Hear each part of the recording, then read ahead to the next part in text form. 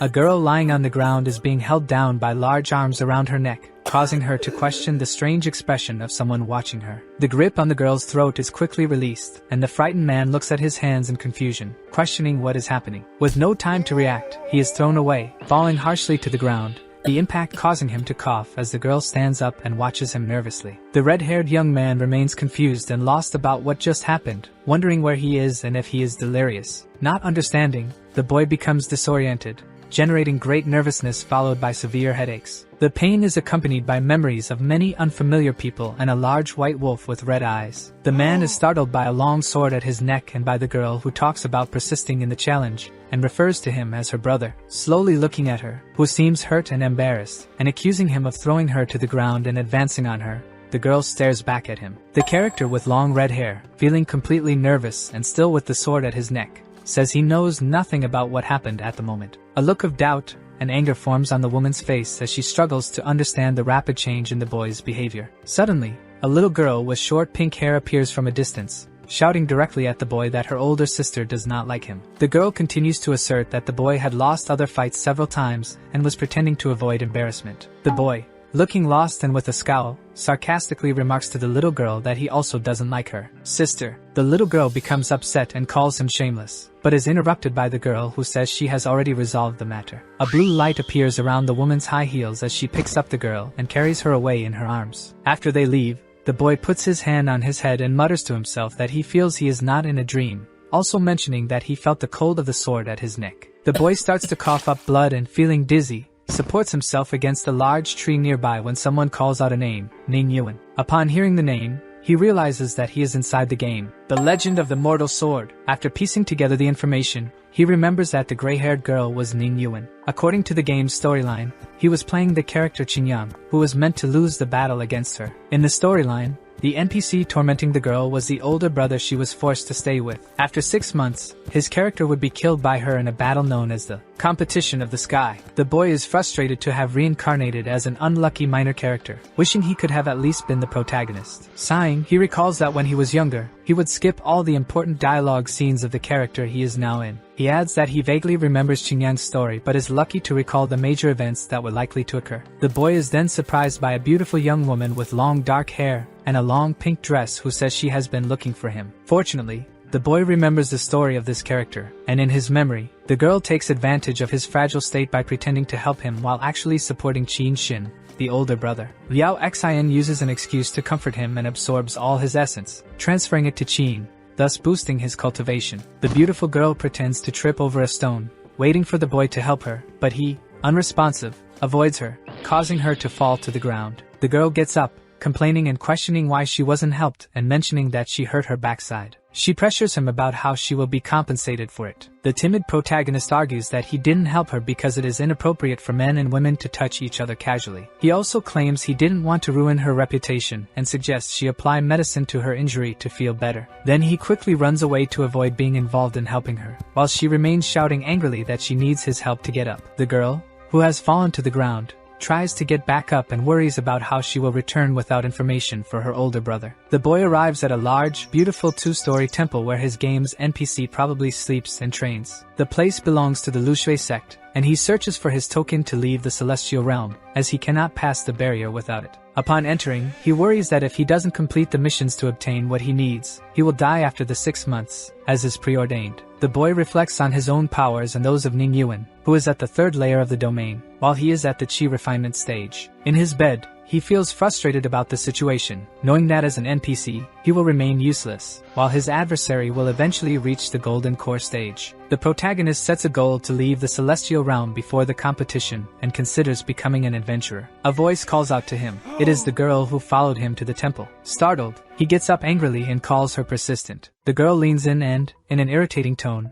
insists that the older sister, Ning Yuan, never liked him. In another attempt, she claims that she is no less attractive than the other girl and questions why she couldn't be chosen instead. Exasperated by her attempts, the boy remains lying down and does not react while she locks the door and offers to comfort him. After locking the door, the boy becomes alarmed and moves away, already aware of her intentions, and she declares her affection for him. He wonders why she wants to be close to him and starts feeling pressured and embarrassed by what is happening. The woman moves closer, trying to convince him that he wants her just as much as she wants him, but he firmly denies it the whole time. Pushing him further into the bed, she maliciously begs him to hold her, and the increasingly uncomfortable boy begins to tremble. Liao thinks she has succeeded in her goal, but to her surprise, she is thrown violently against the door of the room. In disbelief, she remains where she was thrown, while the protagonist notices a power he has never seen emanating from his hands. Trying to understand the situation, he realizes that the host inhabiting him is a demon, and although weak, its cultivation is comparable to the Foundation establishment stage. The girl is astonished by what has just happened and cannot understand how someone who was previously useless and powerless managed to hurt her. The boy, speaking bravely,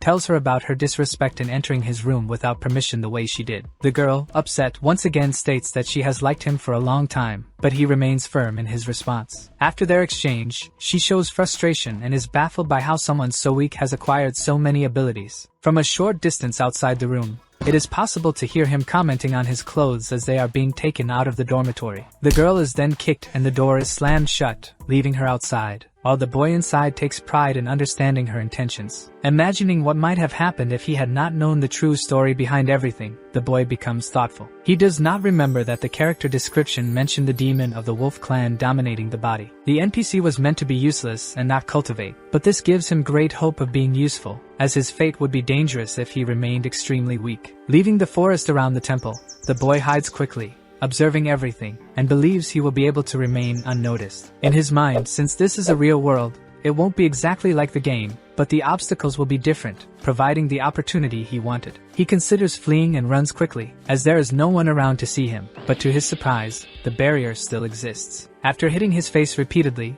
the boy falls back and accepts that there is truly no way to leave the celestial realm without his token. On the other side is a girl with brown hair and a short yellow dress, known to everyone as Jing Qingqing. She passes through the barrier effortlessly, and is also recognized as the editor-in-chief of the news Pavilion. She asks him if he wanted to leave the mountain, as he was trying to pass the blockade while hiding. Trying to cover up what happened, the protagonist invents a story that he was just walking and got tired, so he sat down to rest. Curious about her return, he asks why she is there if she had already returned from a mission or for another reason. She explains that she received news that he had challenged Ning Yuan and wanted to report on it. Embarrassed, he says that the news spread very quickly, and she adds that she left her mission because she heard rumors about the battle he challenged. As she had some free time, she thought of writing an article and coincidentally ran into him, who wanted information. He then tells her that it was all a misunderstanding and that he hit his head, but she soon questions him. The girl wants to know if he really likes her older sister and mentions that there are whispers that he feels jealous of her with Jean, which is why he bothers her so much. Embarrassed but persistent, she explains the relationship between the two siblings, saying they are just companions. Confused, he asks why he would be interested in Ning,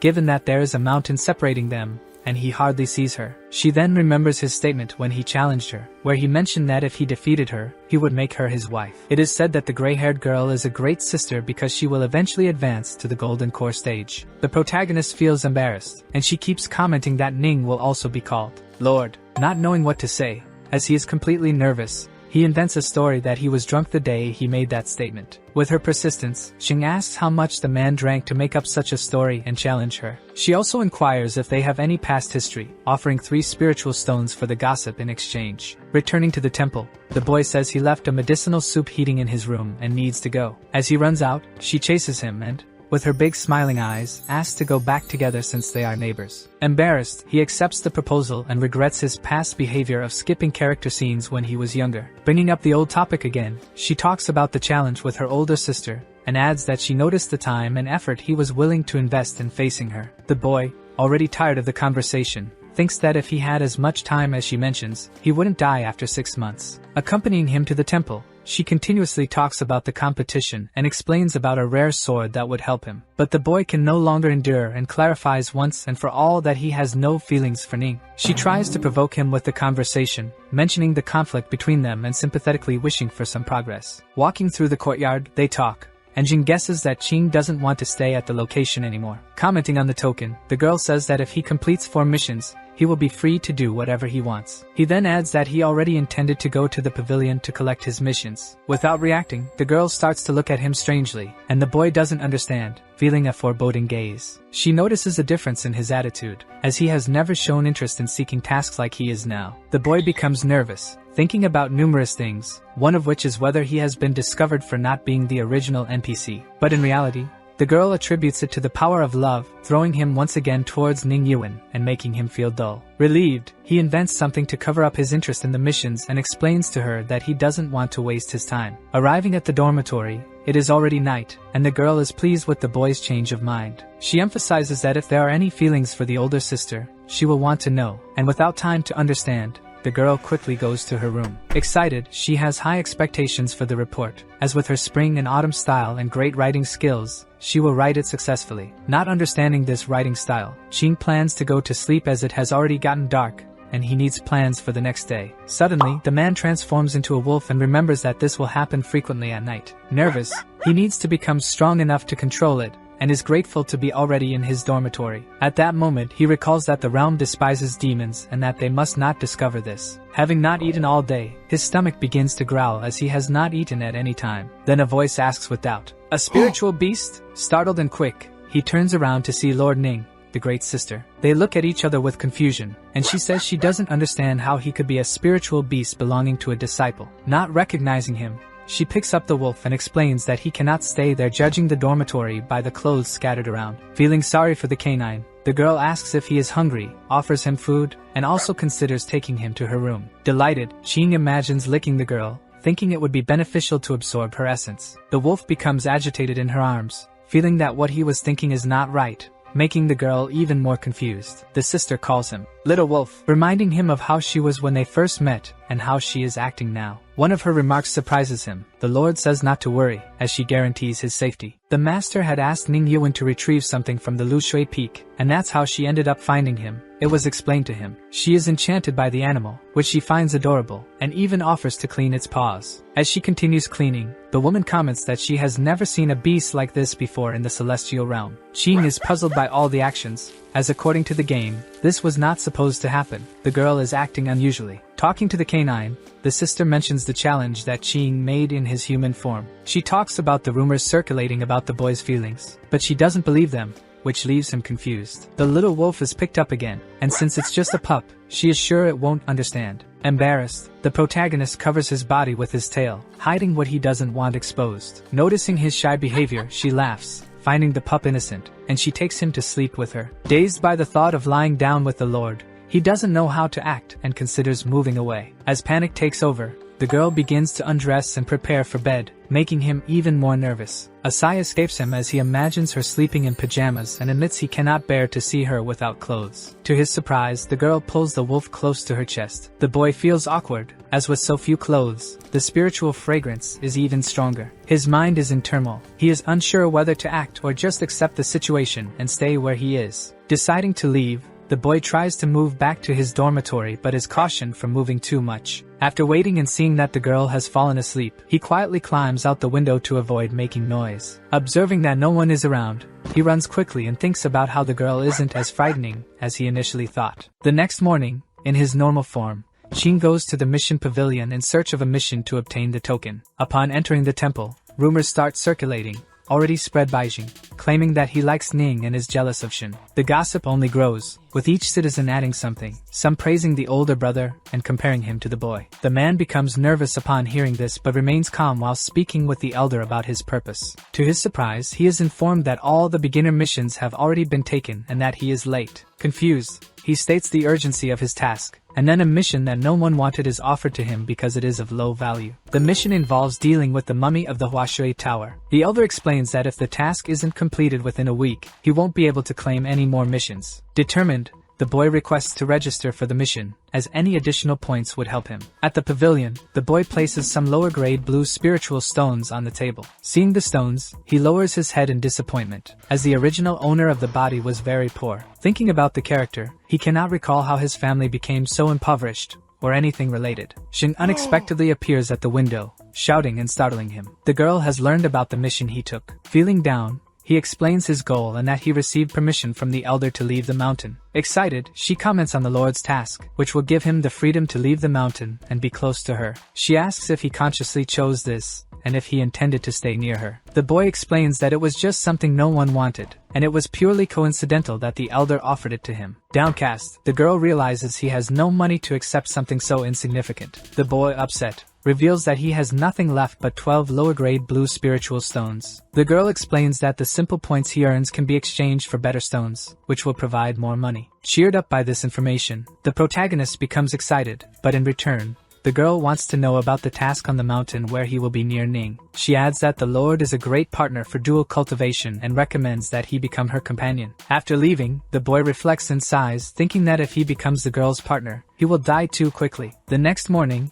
the protagonist sets out to complete his mission, and along the way, his mind troubles him. The boy is upset with his 12 lower-grade stones and his chi refinement, feeling like a poor wretch. Concerned, he demands money to be able to eat and survive, wishing to leave the realm quickly. Recalling that he was just playing a game and ended up falling asleep in this world, he does not understand what has happened. But he accepts that it might not be so bad and decides to move forward, accepting the fate that has been offered to him. After walking for 2 hours, he finds a lake and decides to get some water to quench his thirst. Looking to the side, he sees Liao bathing in the water and is disappointed since he has just finished taking a bath. Trying to pass by discreetly, the girl hears him, screams, and is startled. When she realizes who it is, she directly asks if he followed her. Hiding his intentions, the protagonist explains why he came and claims he would have avoided her if he had known she was there. Trying to dominate the situation once again, she suggests that they are alone, and in her thoughts, she insists that he must have come to see her. Without hesitation, the boy hurriedly explains his task on the mountain, and that he needs to complete it. With no time to waste, she grabs him from behind and questions why he is treating her so coldly. Embarrassed but impatient, the boy tells the girl that she is being inappropriate, leaving her stunned. Feigning hurt, she tries to express her feelings, but Qing ignores her and advises her to pay attention to her older brother. Confused, the girl becomes upset, thinking that something has been discovered since the boy's behavior is not normal. After leaving Liao alone, someone jumps from a tall tree and repeats everything that was just witnessed. Already anxious, the girl tells her younger brother,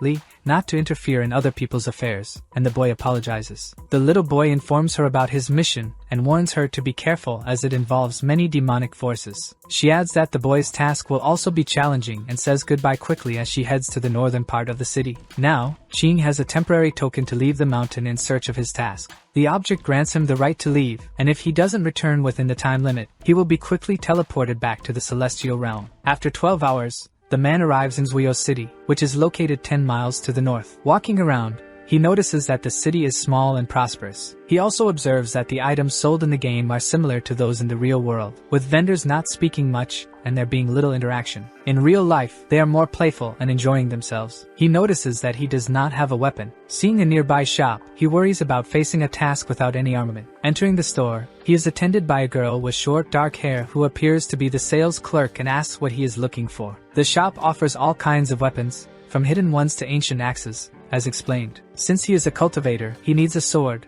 so he begins to examine them one by one. The price is 10 telephones, and being poor, Qing does not have the money but has stones, and just 3 are enough to pay. Taking advantage of the purchase, he asks for directions to find the aquatic flower house. The girl realizes he is a cultivator and mentions the rumors about the house, saying it is the largest brothel in the area. Several corpses were found in the brothel, and she explains that the authorities have interrogated the girls there. Impressed, he thanks her and confirms that he will go to the location. The friendly woman says goodbye, asking him to rid the house of this evil. Arriving there and looking around at the empty environment, he understands that the incidents must have had a significant impact. A beautiful woman with her hair in a bun descends the stairs, saying that the house might close in 3 months due to its emptiness. Upon seeing the red-haired boy, she is impressed, thinking he might be a customer. Without wasting time, she offers him food, massages, and music, trying to catch his attention in any way. This reflects the madam's desperation for customers, and he declines what is offered. A disciple from the Lushui sect of the celestial realm with the goal of exterminating evil and bringing justice. Surprisingly, the girl starts whining about how miserable her life is, and not understanding, he does not respond. She throws herself into his arms, saying she prays every night for a hero to appear and is emotional about his arrival. Confused, he tries to calm her down and asks for information to understand what happened to the place. She recounts the story that the sword shopkeeper had already told him and adds details, one being that customers died overnight. The most frightening fact is that the customers' kidneys were all removed, which deeply shocks the boy. The costs fell on the owner since the police and the dragons conducted the surveillance and confirmed all the deaths there. With financial losses and no other option, she sent a message to the Celestial Realm Masters. Reflecting on how all this happened, he concludes that it must be either beasts or demonic cultivators. His mind keeps racing as he tries to understand why only the kidneys and not the heart were taken, questioning who might need just kidneys. Regardless of what it is, the cultivator or the beast is much more powerful than he is, and he doesn't know how he will handle it. It was explained that incidents occur every 3 days, with the last one happening yesterday, which implies the next one will be the following day. The girl begs for help to save her brothel, and the boy says he will do his best to resolve the issue. Calling for the madam,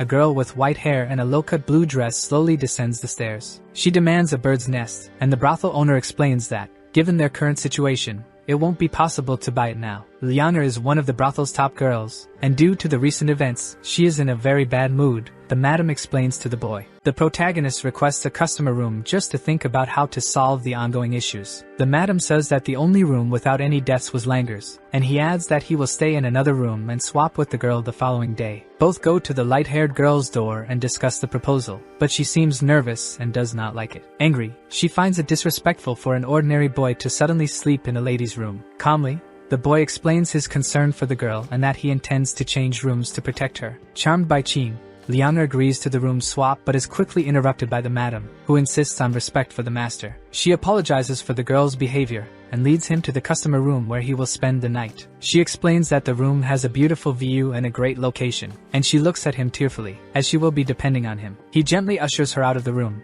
claiming he needs to prepare. In his memory, he recalls the brothel mission in the game and realizes he missed something important again. With his sword, the boy feels confident, and since the mission is worth very little, it shouldn't be extremely difficult. A book in his hands provides all the information he needs, and by following its instructions, things will be easier. It indeed worked. The boy felt what was in the book, and wonders why the NPC wastes so much power in the game. After memorizing the first 3 chapters of the skill, the boy feels proud of himself and promises to return to learn new techniques. As every night, he transforms into a wolf cub, but this time he accepts it and decides to rest for the following day. The night is long for the Lord, who is also intent on completing her mission near the mountain. The girl is in hot pursuit of a man across the rooftops of the small town. The man taunts and mocks her, believing he would corner her with his henchmen. However, he is surprised. Ning draws her large sword, and a brilliant blue light starts to envelop and defeat all those around her. Begging for mercy, all are on the ground, but with no pity, the Lord finishes her task and kills them. With graceful leaps, the girl mounts her sword with lights and travels to another place under the starry sky. In the morning at the aquatic flower house, the room swap is complete. During the swap, Liang asks how the capture will go and warns the boy strangely to be careful. Entering the room, the boy finds simple furniture and then hears a different woman's voice in the hallway. The madam explains that they do not receive women at the location, and the curious boy looks through the door to see Ning Yuan. Startled, he quickly turns and questions what she is doing there since it was not her task. Among the girls' chatter in the hallway, the Lord offers a significant amount to stay at the brothel, and the madam does not hesitate to accept. Claiming to stay the night, the girl senses the demonic aura in the house and suspects it is a lower-level demon. Briefly closing the door, the boy hides nervously, but the curious woman asks the madam who is there. Feigning ignorance, she says it is one of her girls since the boy had asked her to be discreet about what she said the night before. Ning warns the girl about who she is inviting into her house, making the protagonist remember that she can sense demonic presence. Not knowing what to do, the boy must try to hide his demonic aura from the girl somehow. Night falls, and lying in bed, he waits for the time of the attacks. Suddenly, he is startled. A loud cry for help comes from outside, and he quickly gets up to check what is happening. A person with a covered face holds Liang by the neck and threatens her with a sword, with a dry body lying on the ground beside them.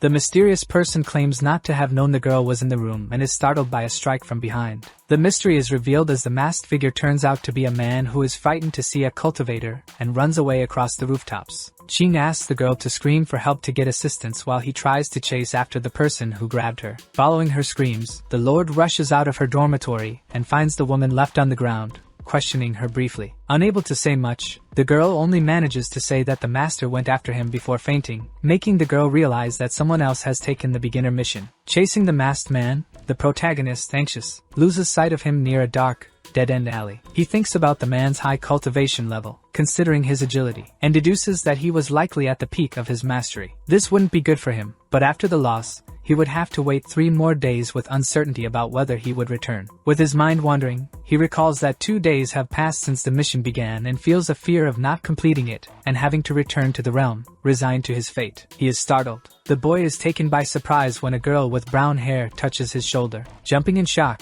the girl asks what he is doing and if there is a problem. The protagonist recognizes her as a fox demon and is puzzled by her lack of fear. She doesn't understand why he would be afraid of her, and the boy, hiding his anxiety, inquires if she knows him. The fox demon leads him to the demonic market, crossing a barrier that separates the human realm from the demon realm. Arriving there, the boy feels lost among the various species of creatures and people different from the norm. He asks again if she really knows him, and the girl explains that everyone there knows him. 2 years ago, his aunt had asked the fox for a necklace and paid for it, but Ching had disappeared for 2 years. Following the girl, the boy is surprised by 3 little girls who question where he has been all this time. He is amazed by his NPC's long history and feels completely skeptical about the situation. Meanwhile, the girl explains that the necklace can suppress his aura, and only a great cultivator in the Grand Mastery could sense it. He feels satisfied thinking about his wish in the morning, as Ning would be able to sense his presence at the brothel. The woman mentions that their families are connected since Ching's family had been a great benefactor to hers. Understanding what was said, the boy realizes he had disappeared for 2 years because he couldn't leave the celestial realm. Interested in some pills, the boy says he only has spiritual stones as payment. The fox explains that valuable items in the demonic market are human parts, and the stall is at the end of the street. Arriving at the stall,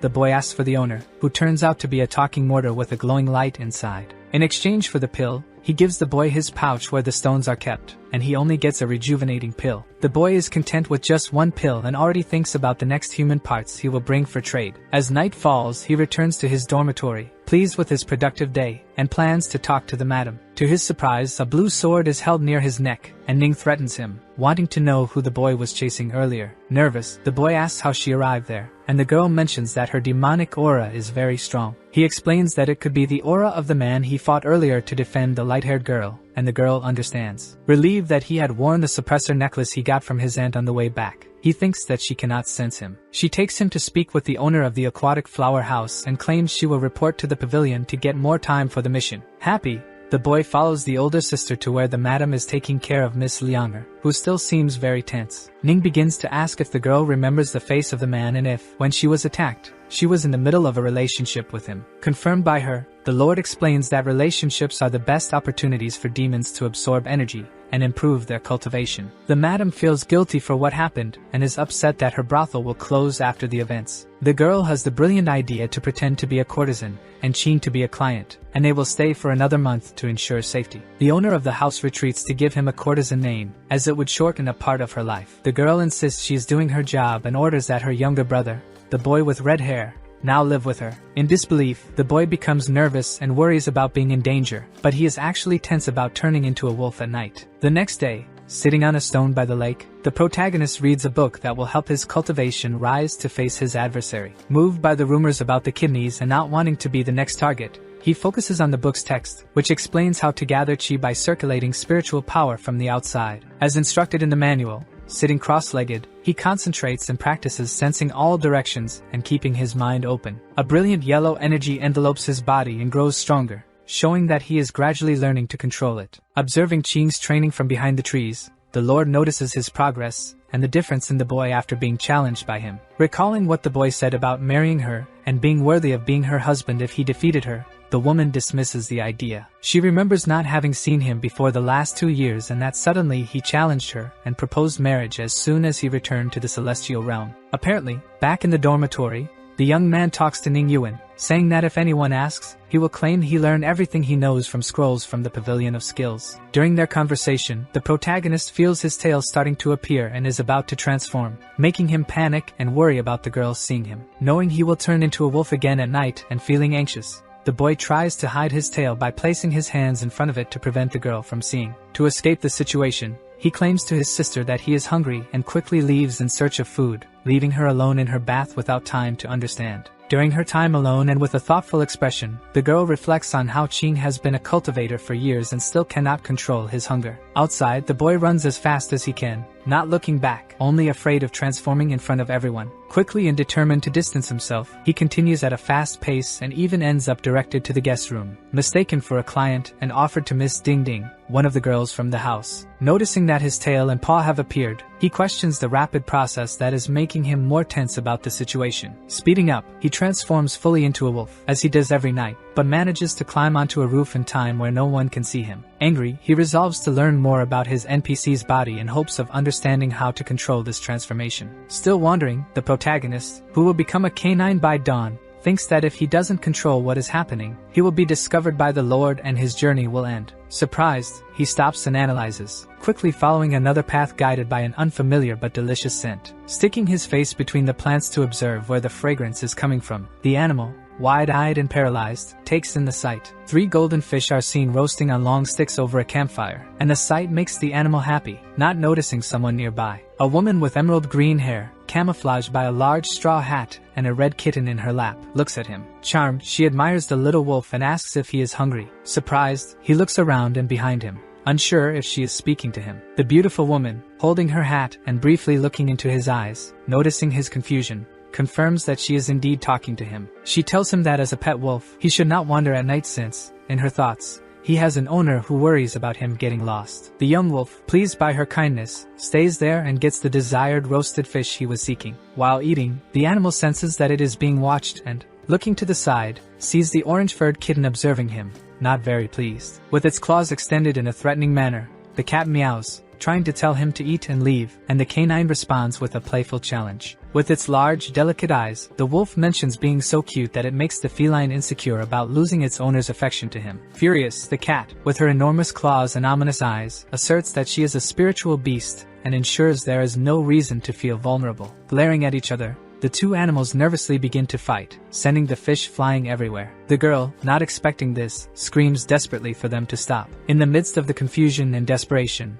the woman trips over a nearby stone, and as she falls, her long green dress gets caught on a tree branch. The animals, who had momentarily stopped fighting, see the girl's dress come loose, causing her to fall naked in front of the wolf, making him blush with embarrassment. Surprisingly, with the intention of protecting her owner, the feline quickly slaps the wolf's face with her paws, telling him not to look at her. Upset by the beating, the wolf cries while the girl stands up, telling herself she needs to stop being careless. Still enchanted and with his cheeks flushed, the little wolf is left open-mouthed as the angle he was at gave him an unexpected view of the girl, wearing the coat, which was the only piece of clothing he brought besides the dress, and sitting on the ground with her hands covering her chest. She looks embarrassed. Not realizing that her nose has started to bleed, Qing remains in the same state, which causes concern for the girl. She quickly gets up to clean him and advises him to stay hydrated. The protagonist, impressed by every detail from the girl, also noticed that what healed him was the hot water and the cloth. After all the commotion, the cat insists on her jealousy over her owner and threatens him if he has any intention of touching her inappropriately. Despite the intimidation, he continues to provoke the feline to annoy her, asking what she would do if he touched the woman's body. With everything in order, the girl expresses concern about her family at home, but immediately holds back as she remembers how they did not care about her. While eating their fish,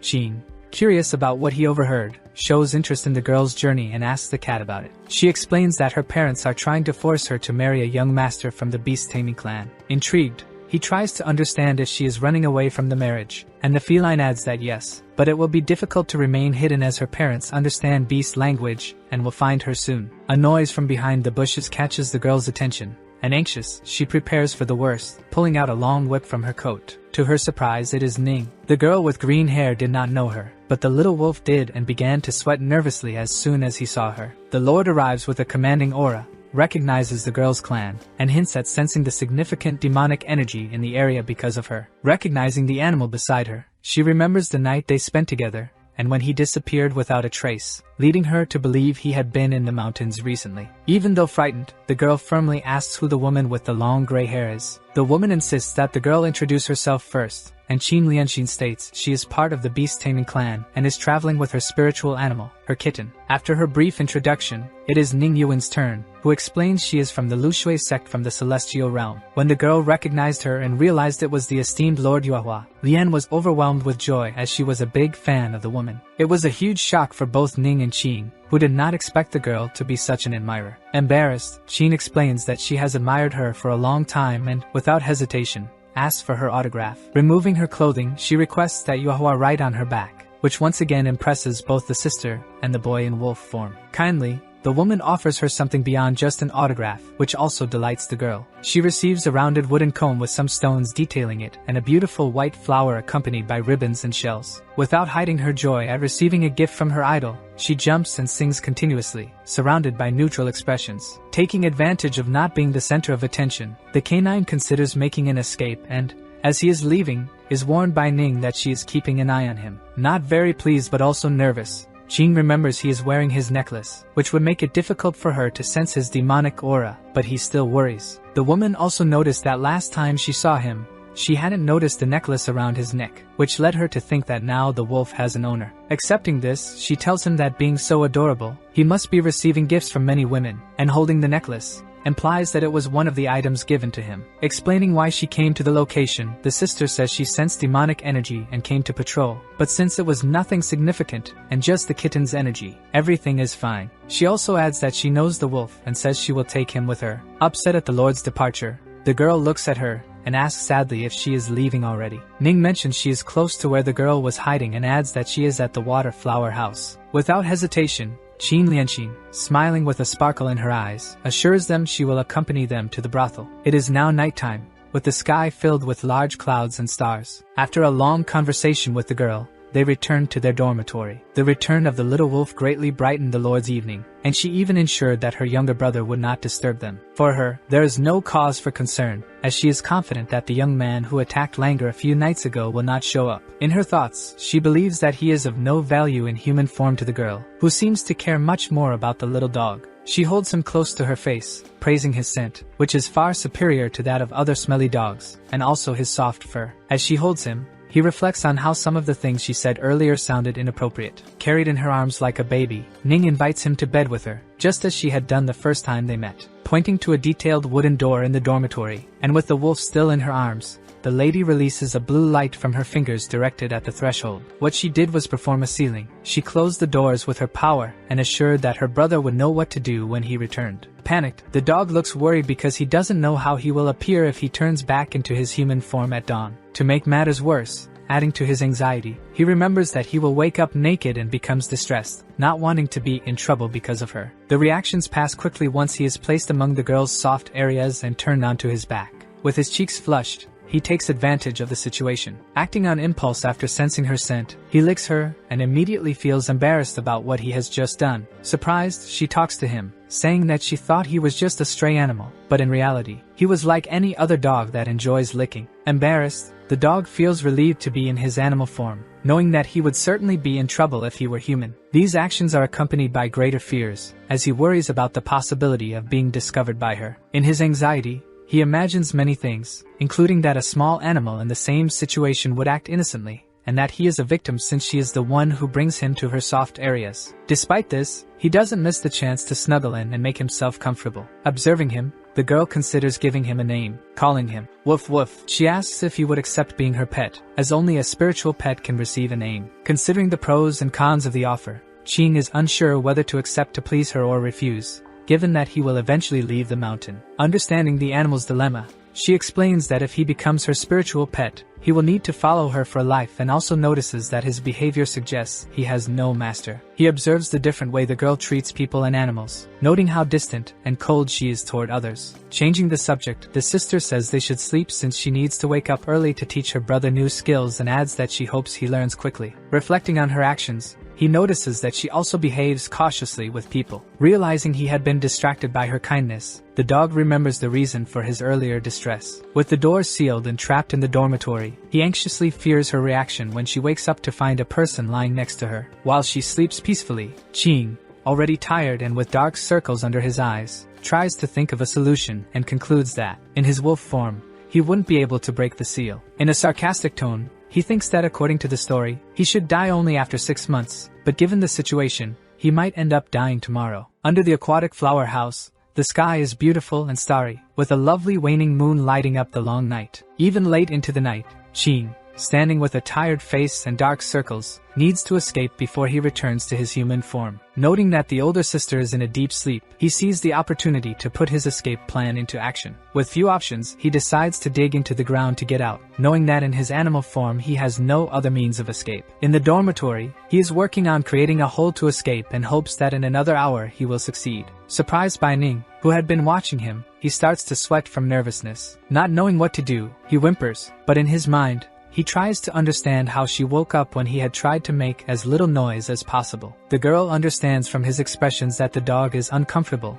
and decides to lift the seal to release him. Opening the door and seeing an opportunity, the young man quickly runs outside, appearing to the girl as if he had been restrained for a long time. Turning back to her bed, the woman feels a demonic energy nearby, which prompts her to leave her room to investigate. After quickly leaving the ladies' dormitory, the little wolf rests against the tree, relieved to have escaped in time. Still anxious about transforming outdoors and being seen, the animal reassures itself that being exposed is better than dying. The young man is considering returning to the demon market to get some materials with the fox sister. Returning to the alley where he previously entered the market, he becomes confused as he cannot see the entrance. In his memory, he clearly recalls the fox lady explaining how to sense the entrance effortlessly just by being a demon. He realizes that in wolf form, he seems to forget some things experienced in his human form. Recalling the last instructions from Miss Ding, he remembers that despite some humans still hating demons, entrances are located in different places and are usually far from the previous ones. Disappointed, the wolf lowers his head and sighs, knowing that he will have to search the area for a new entrance. Leaving his location without much effort, the dog looks up at the sky, spotting a strange presence, and ending up face to face with a beast entering the demon market. Happy to have found it,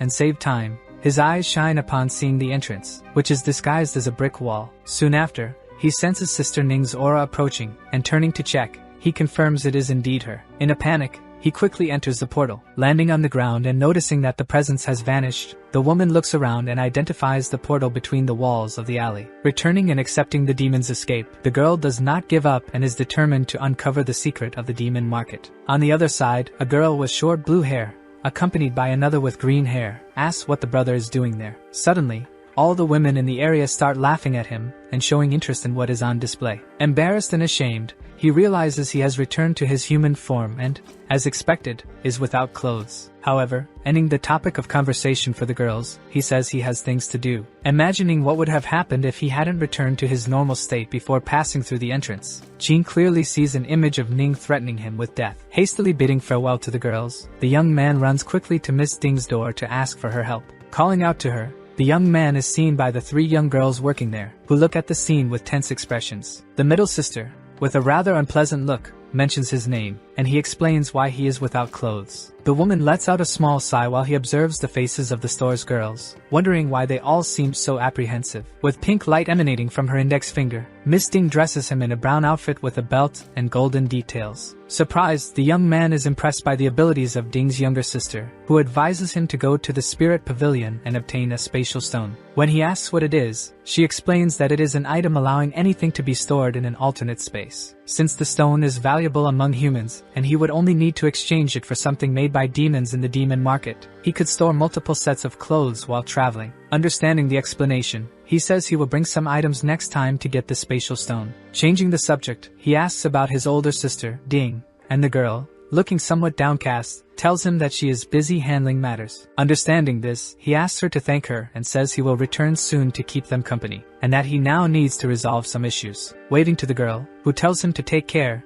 he leaves and walks through the market courtyard. Reflecting on the fact that Sister Ning was chasing someone earlier, he hopes she has already returned to her room. Knowing that entrances change and move farther away each time, he hopes not to encounter her at the place he entered. At the spirit pavilion, Ching knocks on the door of the dormitory where she is staying, wondering if the lady is still awake. Already thinking of a convincing excuse for his clothes, he enters the room. Without even greeting her, she immediately questions his attire. His excuse is that he encountered bandits trying to rob the shop owner, and, in trying to intervene, got dirty, receiving new clothes as compensation. Impressed by his fabricated story, his younger sister grants him the right not to sleep with her that night. Relieved, he disguises his relief by questioning whether this would interfere with the plan to deal with the demons attacking the brothel at night. Touching on the subject, she informs him that earlier she had sensed a demonic energy nearby. Despite letting it slip away, she was gravely injured and considers it lucky she wasn't killed. Distressed, the protagonist questions with doubt, and his sincere "what?"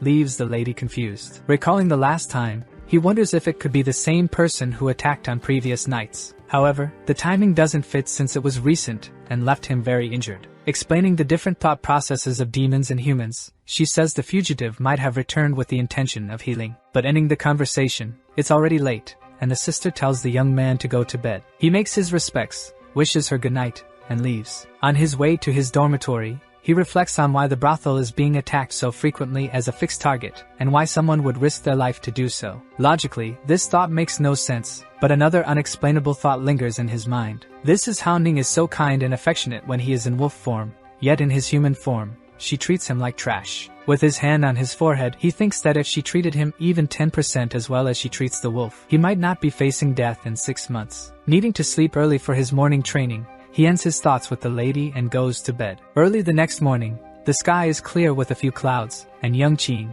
accompanied by his older sister, is stopped by Qin. The girl with emerald green hair politely asks to join them, as she wants to train with them. The lady explains to the girl that the beast tamer clan she is part of and their kingdom practice different skills. Upset, the girl says she hadn't considered this aspect, as part of her interest was in finding Lady Awa. To avoid causing trouble, she says she will wait for them until lunchtime. Being kind, Ning thanks the girl for understanding about the training and proceeds with the young man. In a thicket in front of a stream, the two plan to train, but before starting, she asks him about his cultivation level. Shyly, and not wanting to share too much, he says he recently reached the peak of chi refinement, and also admits to having neglected his cultivation in the past. The voices in his head suggest that, being at the lower stellar domain in demonic cultivation, he should claim to be at a low level as a human to avoid suspicion. Unconcerned with his cultivation level, she explains that what she will teach does not require a specific level, so anyone can learn it. First, she looks at the stream and asks the protagonist to walk on the water, reaching the other side. Not seeing any initiative, she states that in the main classes,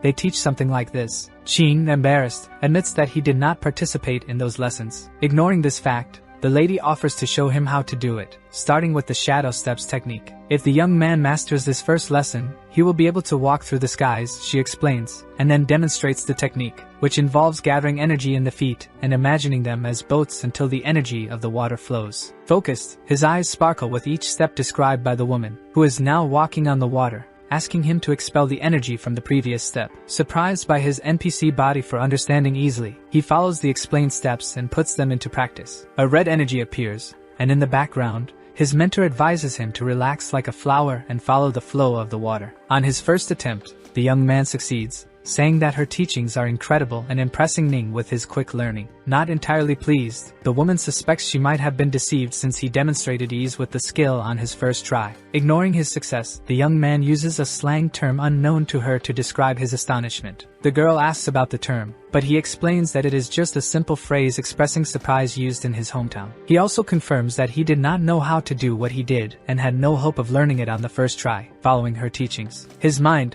always full, judges his character once again for seeming incompetent over the 2 years. Despite his ease and understanding, the girl, intrigued by what she saw, remembers that it took her days to learn how to walk on water, while he mastered the skill in moments. Noticing her fixed gaze and distant thoughts, he realizes that she is likely thinking about something related to him. Trying to ease the tension, he comforts her, saying it was just luck, and that mastering something completely would require a lot of practice. The woman asks him to continue practicing, as she will return to the inn, and thoughtfully considers that the master should be informed so he can become a central disciple of the Lu Shui sect. To return, she mounts her large blue sword, and the young man waves goodbye with affection. With the speed of her sword, she ends up splashing liters of water on the young man, drenching him completely. Realizing her great skills, he acknowledges that his estimate was incorrect and that he will be able to advance in the coming days to the transformation domain. Interested in the demon market, the boy seeks an item capable of concealing someone's energy. Intending to return there again that night, he thinks it is better to plan ahead rather than regret something bad happening later. 15 days pass quickly, and nothing happens at the brothel. The clients have returned to frequent the establishment. The madam,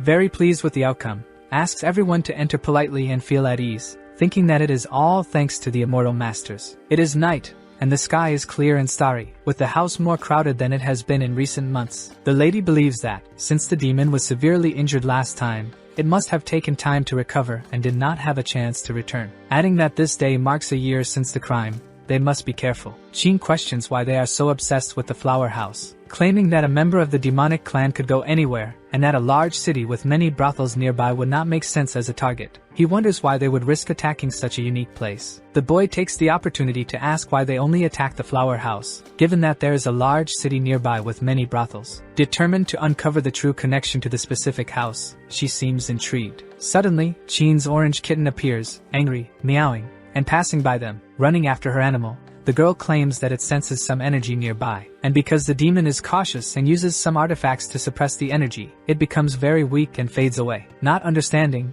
the young man is surprised as the older sister questions about suppressing energy. Nervous, thinking it might be him again, the protagonist becomes tense and switches his necklace to his neck, as it was too visible on his wrist. Even though he hasn't been discovered, he continues to fear any energy coming from him. Amidst the crowd, the beast must have blended in, making it difficult to locate it with so many people around. Lianxin says they cannot alert the people to avoid causing more problems. Unconcerned, the lady asserts that when the beast attacks, its own energy will reveal its location, and then they just need to track it down and end everything. The girl with gray hair says seriously that no one has anywhere to run. In the scene is Lianxin, who, with her orange kitten in her hands, is shouting, "Evil creature!" Surprisingly, the girl throws her cat to the ground and surrounds it, asking where it will run to. Smoke rises in all directions in the sky, and then a large tiger with red eyes appears. Shocked, the girl is stunned, and the tiger growls in front of her, releasing strong winds. Excited by the work of her kitten, the girl cheerfully praises it with little jumps, calling it beautiful. Hastily,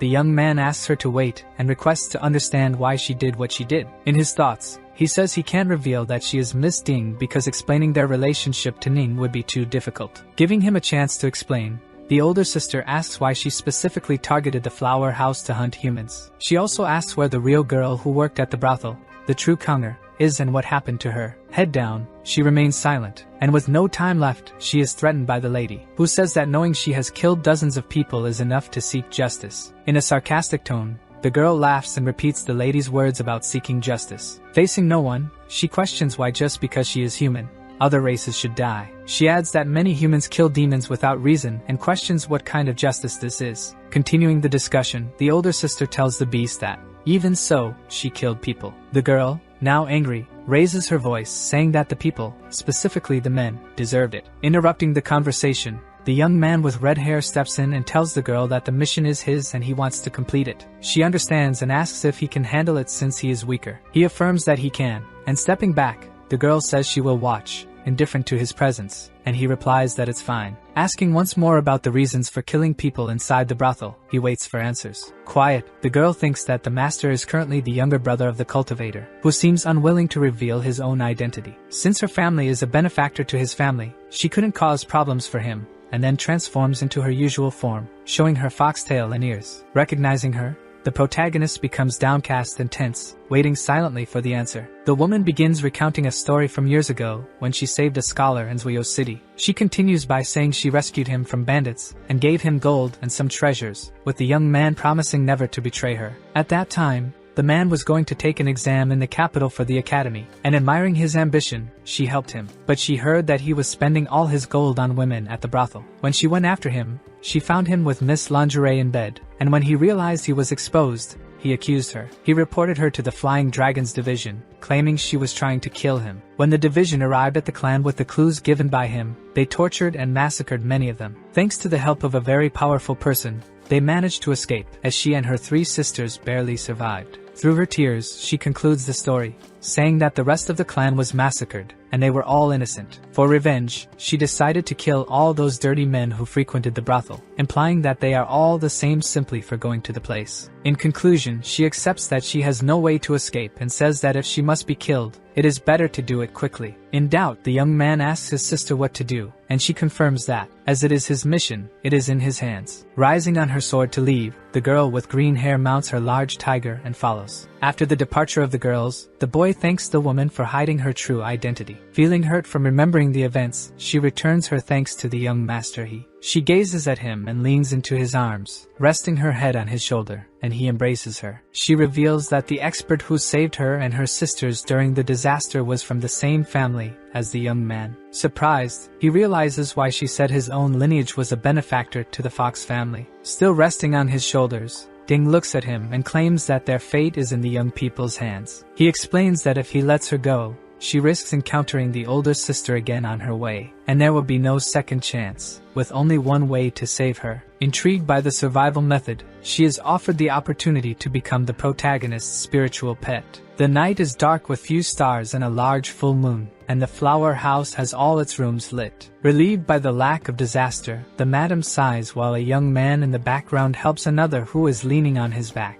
Whining, the woman kneels, thanking the master for rescuing them, as otherwise, there would have been another death and the brothel would likely have been closed. The lady observes the pool of lost blood and is surprised that the person continued to live despite everything. Returning home after resolving everything, the young man claims to have completed his mission for the older sister. He says he has subdued the demon, and there will be no more incidents, and he has already arranged for the return of the real comer. Grateful, the house owner mentions that she has already set aside the reward and will ask someone to fetch it. Questioning one of the young man's statements, the older sister repeats, not very cheerfully, subdued, with doubt. Not pleased with his attitude, as she expected the demon's death, she tells him that he still has a very soft heart. He tries to convince her, explaining that she acted as she did because she was betrayed first. Furious, the girl asks about an eye for an eye, and why he didn't resolve it with the one who hurt her. Reprimanding the fox's actions and almost defending the intruder, she claims she has no right to judge them and presses him about what he did with her. Pointing to his arm, he shows his bracelet, saying he accepted her as his pet. Thus, she will spend the rest of her life atoning for the sins she committed. Disagreeing, the woman turns and says that since the mission is completed, they will return to the celestial realm to collect the points claimed from the task. Relieved, he relaxes at the prospect of no more questions. Under the bright blue sky, Lianxin says her goodbyes, mentioning she is going home now that her location has been discovered. Waving, the girl and her kitten cry out, goodbye, to the masters, and the two charismatic figures wave back to the little girl atop her feline. Already planning her departure, the lady, who has informed the sect that they are returning, asserts that they need to return to the realm today. Downcast, he confirms and notices that the girl is colder than before, likely due to his actions with the demon. The next day, the sun shines brightly on the entrance of the storage pavilion. Barely back, Jing surrounds him, saying she heard about his return with Lady Wawa. Impressed by how quickly the news traveled, the girl boasts about being the chief editor. She asks to hear the latest news for her report but promises not to write anything bad. Chattering, she says she thinks differently from others, and since the girl and her brother don't seem to be good partners, and the woman doesn't seem interested in him, she offers an opportunity to the young man. Bored, he confirms he already knew this, as she had mentioned it before. Before she can get too worked up, she says that with her keen eyes, she would know if he and the girl had something going on. He explains to her that they were just completing their missions and, since they were near each other, she ended up helping him. Reflecting on the game's scenarios where NPCs disturb the girl until she chooses another man, he imagines that the girl's emotional side is based on others' opinions. He is irritated again by the lack of dialogue in the game, and not knowing much about the girl. After a long chat on the way to the dorms, they arrive in front of their rooms. Saying goodbye, she once again asks him not to forget to mention something important to her. Tired from the journey, he enters his room and throws himself on the bed, quickly getting up upon feeling a person under the covers. Calmly revealing herself, Lin appears, looking sleepy and tired. Nervous and embarrassed, the young man asks what the girl was doing lying in his bed. She explains that while waiting, she dozed off and while wiping her face, asked about the trip. Ignoring the question, he asks her to leave his room, fearing that someone might see and misunderstand the situation. Seeing how persistent the girl is, trying all kinds of seductive methods despite being ignored, he wonders if she will only stop once she gets what she wants from him. In another attempt, the woman, resting her head on his chest, asks if she has done something to make him treat her so unkindly. He throws aside her attempt at seduction as he had done before. On the floor, he looks up at her, stating that he doesn't want to waste his time with her, fully aware of her plans. Thinking the young man knew what she was trying to do, she becomes tense and starts to sweat while still sitting on the floor. Seeing the girl's desperation, he understands her feelings but feels that now is not the right moment. The young man did this intending to scare her, as he isn't ready to reveal the whole truth. The girl, shocked by his actions and thinking he knew her entire plan, calls him a bore. Claiming to be tired, the young man expels her from his room,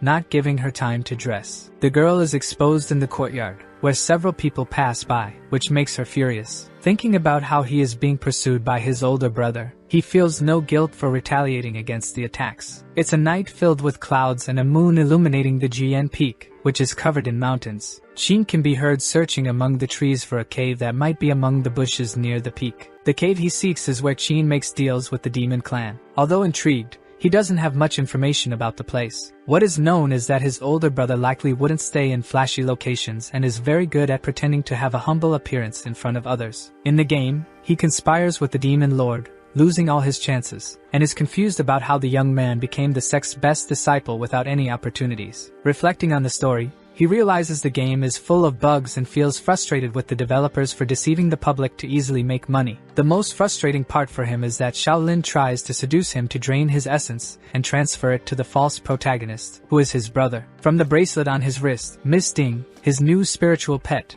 alerts him to a nearby demonic presence. He asks the girl to find it, and she, being from a sensitive lineage of foxes, claims she can locate it easily. The protagonist asks to be taken to the location, and the woman magically transforms into a pink smoke shaped like a fox to carry him. As he is transported, he recalls his sister's levitation lessons and states that once he masters the skill, he will be able to fly on his own in the future. The woman tells him they are just above the waterfall and points her head toward a dark area covered by rushing water in front of them. With little effort, Jin finds Jin's cave behind the waterfall, a perfect hiding spot from people. The woman offers to enter first, asserting that no one will notice her, and sensing a secret place, he allows her to proceed cautiously. Telling him that she would risk everything for him, even her own life, the fox enters, passing through the water and disappearing into the darkness. From inside, she speaks to the boy, confirming that the hidden location has a very weak presence, seeming empty. He asks her to check if there's anything special inside, like clothes, objects, or something important. Going deeper, something catches her attention. She discovers a pile of ashes and concludes that this must be where the deals are made. Among the walls, she finds something hidden, a small chest mixed with green and golden details, left by the demon clan. Informing him of her find, she retrieves it, crossing the water, and brings it to the young master, who is curious about what it is. In his dormitory, they analyze it together, wondering if they should open it while looking for a way to find the latch. Touching the top button, the chest opens, releasing a strong, long purple light that fills the entire space. Not knowing what it is, they are surprised and step back, waiting to take a look. But before that, the girl identifies it as a treasure from the demon lord. Spontaneously, she leans against him from behind and states that it's an artifact of immortal brilliance. And upon hearing the name, he asks why it sounds so familiar. Close by, she also mentions that she recognizes the aura emanating from the great purple light left by the chest. Then, she explains that when she was younger, the demon lord and the demon king had a training session where the lord used the power of immortal brilliance to defend against an attack from the king. Surprised, she claims she didn't expect to find such a great treasure in a small cave in the celestial realm, giving the boy hope of having a chance. Interested in the artifact's story, he understands that it's nearly indestructible, but there must be something that restricts its use. Searching the chest everywhere for clues on how to use it, he wonders if he needs to recite some sort of incantation since it's such a powerful object. This time, the girl doesn't know how to use it. She only remembers the story, and he, still curious, asks how she knows so much. Reminding him, she tells him that she is the owner of a shop in the demon market and has seen countless artifacts and elixirs of various kinds. Moreover, since her fox lineage is one of the largest among demons, she has also witnessed many important and significant events. He leaves the object with her and goes to research the chest, still confused about the lord's decision. The fox mentions that besides the chest, she found ashes on the ground, but didn't notice many details. She recalls hearing from a client that the demon lord was injured by a cultivator, and the ashes could be his remains. That night, in the Lushe temple dormitory, he remembers that in the game, the demon lord was still alive due to many side quests involving him. Curious, the girl wants to know about the murmurs he makes while examining the chest and pondering the situation. Worried, since he's found something significant, the protagonist needs to keep an eye on Sheen, as it would be better to catch him in the act and discover what he plans to do. Having appeared in the NPC's body and changed some events in the game, he isn't sure what might happen in the future, so he must stay vigilant. Someone knocks on the window, and quickly,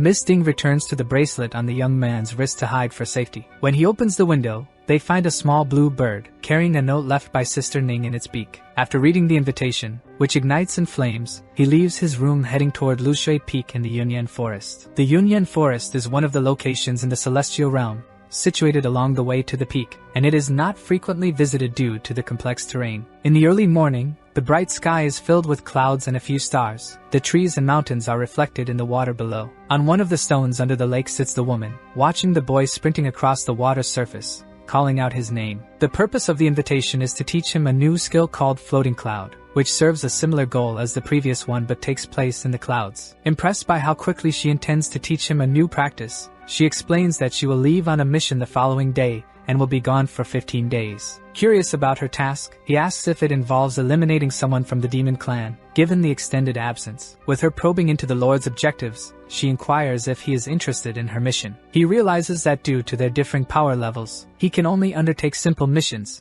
and in the future, she will be far ahead of him. Her reaction makes the protagonist understand that she is disappointed, and he wonders if it's because he won't be able to accompany her. She changes the subject, stating that she will have less time to teach him this time and needs to hurry, relying on their last lesson and his quick understanding. Explaining the new skill, which involves more than just physical strength, she emphasizes that he needs to harness the air between heaven and earth. He must feel the flow of air, find support points, and using the example of playing a zither, he would channel energy by merging it with his chi. As she explains the steps to him, a blue light surrounds her, making her float, and from above, she adds that there are no restrictions. She concludes her lesson by saying that when body and mind are united, he will feel the air beneath his feet, solid as ground, and his body light as a cloud. Stopping in front of the boy, she asks if he understood and memorized everything taught, and they share a gaze. He replies that he thinks he remembers all the steps, and discreetly, Ding whispers from his bracelet that she has learned as well. The Lord observes while the fox suggests that, despite not showing it, she might have feelings while teaching her master. The older sister quickly turns,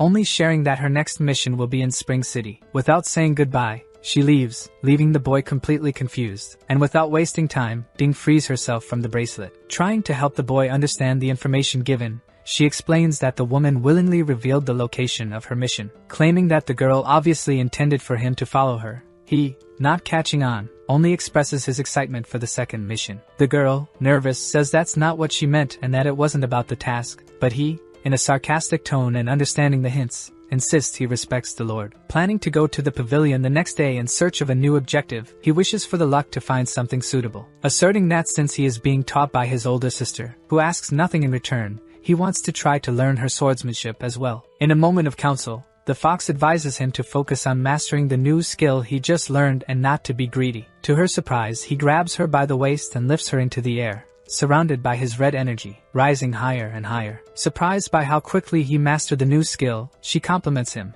calling him a genius, and he boasts about his fame. Noticing how she was caught off guard and where he placed his hand, she questions him, and he casually tells her to get used to it since they're now connected for life. Landing on the stone, he playfully asks for a grade, and she gives him 99 to prevent him from getting too proud. The next day, at the pavilion, he is offered a task in Spring City, a place currently unpatrolled. Noticing the level is a bit high and thus dangerous, he asks the man if there are any tasks at a lower level. The man doesn't understand and responds that being in the Foundation's domain and looking for a low-level task shouldn't make him fear becoming a joke. He recounts that his last task, classified as low-level, turned out to be much more challenging, but he only received 2 points in the end. Thinking about heading to the demon market to find an item that can conceal his cultivation level to avoid attracting attention, he ponders his options. The elder, concerned, asks him to speak quietly so that no one hears about the mistakes they made in the last task. He proposes that if the boy earns more points on the new mission, he won't reveal the errors from the previous one. Quickly silenced with a hand over his mouth, he agrees without hesitation, provided the boy takes the task. Everyone in the pavilion notices how close the young man and the elder are talking, and one person asks why they are whispering. In a mocking tone,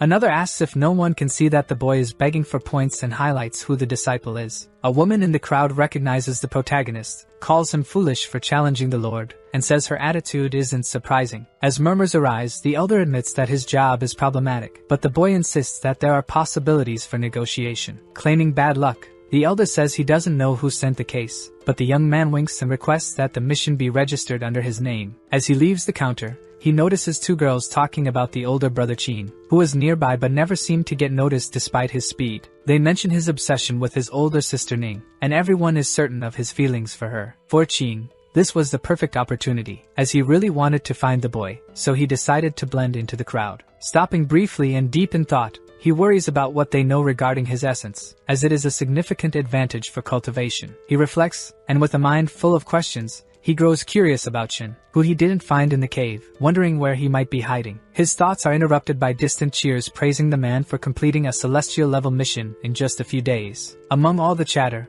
one remark catches his attention. He hears that the older brother is accompanied by Lord Ning, and it's a one-sided love. Amid the crowd, he manages to spot the girl with gray hair and wonders if she hasn't left, as she seemed rushed the day before. Considering how cold she appeared, he judges Qin Shin's expression, who can still smile while calling him the playboy of the realm. The fox offers to leave his bracelet and try to listen more closely to their conversation. She explains that the necklace he wears can also conceal his aura, dissipating the fear of being exposed among the many cultivators in the area. She mentions that as his spiritual animal, only high-level individuals, like the leader and elders, can sense her presence. Granting her permission to exit his bracelet and approach the crowd, he warns her to return immediately if she needs anything. The older brother has pastel blue long hair and wears black with golden details, complemented by a light blue cloak. Shin tells his older sister Ning that the mission he is undertaking requires her support, to which she replies, not very cheerfully, asking if he really needs help. The man, in a teasing tone, claims he wants to ascend to the Golden Core as quickly as possible, which is why he takes on many missions. Hiding nearby,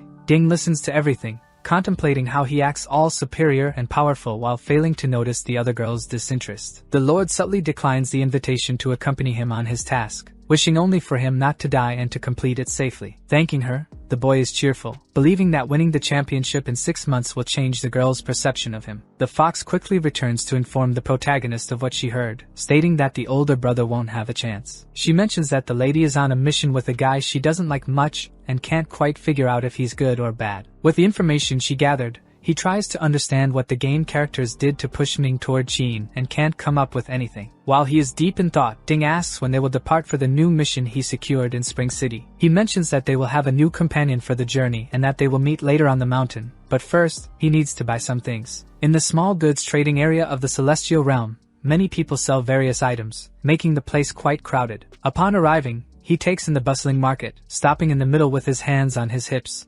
determined to find what he's looking for. Going from shop to shop, he picks up a few things and, after some purchases, fills a large bag. Leaving happily with 3 bags in his hands, he has taken advantage of the sales and acquired many valuable items. His intention is to gather as much as possible to trade in the demon market for magical items. At the base of the mountain, in front of the barrier that seals off the Celestial Realm, stands a girl with short, whitish hair carrying a large sword. He calls out to her, and she responds that she is there. He introduces himself as Qingyang from Lushui Peak, stating that he's within the Foundation's domain, adding that his spiritual root is water. The charismatic girl introduces herself as Li Jinken, mentioning that she already knows him, which isn't surprising. She explains that she knows of him through news circulating about him and his older sister, and she keeps up with all the updates. The boy doesn't seem pleased to be known through rumors, suspecting that it's Jing, the Pavilion's editor-in-chief, spreading the word. With a mischievous smile, the girl compliments the writing for being lively and realistic, leaving him feeling completely embarrassed. She shows him some suggestive images of his older sister from the book, making him feel a strange mix of satisfaction and shame. Blushing and flustered, the protagonist insists that they are just companions in their studies. The girl laughs sarcastically, saying she's shipping them and hopes that the best disciple of the Celestial Realm makes a fool of himself. Unbothered, she continues to giggle,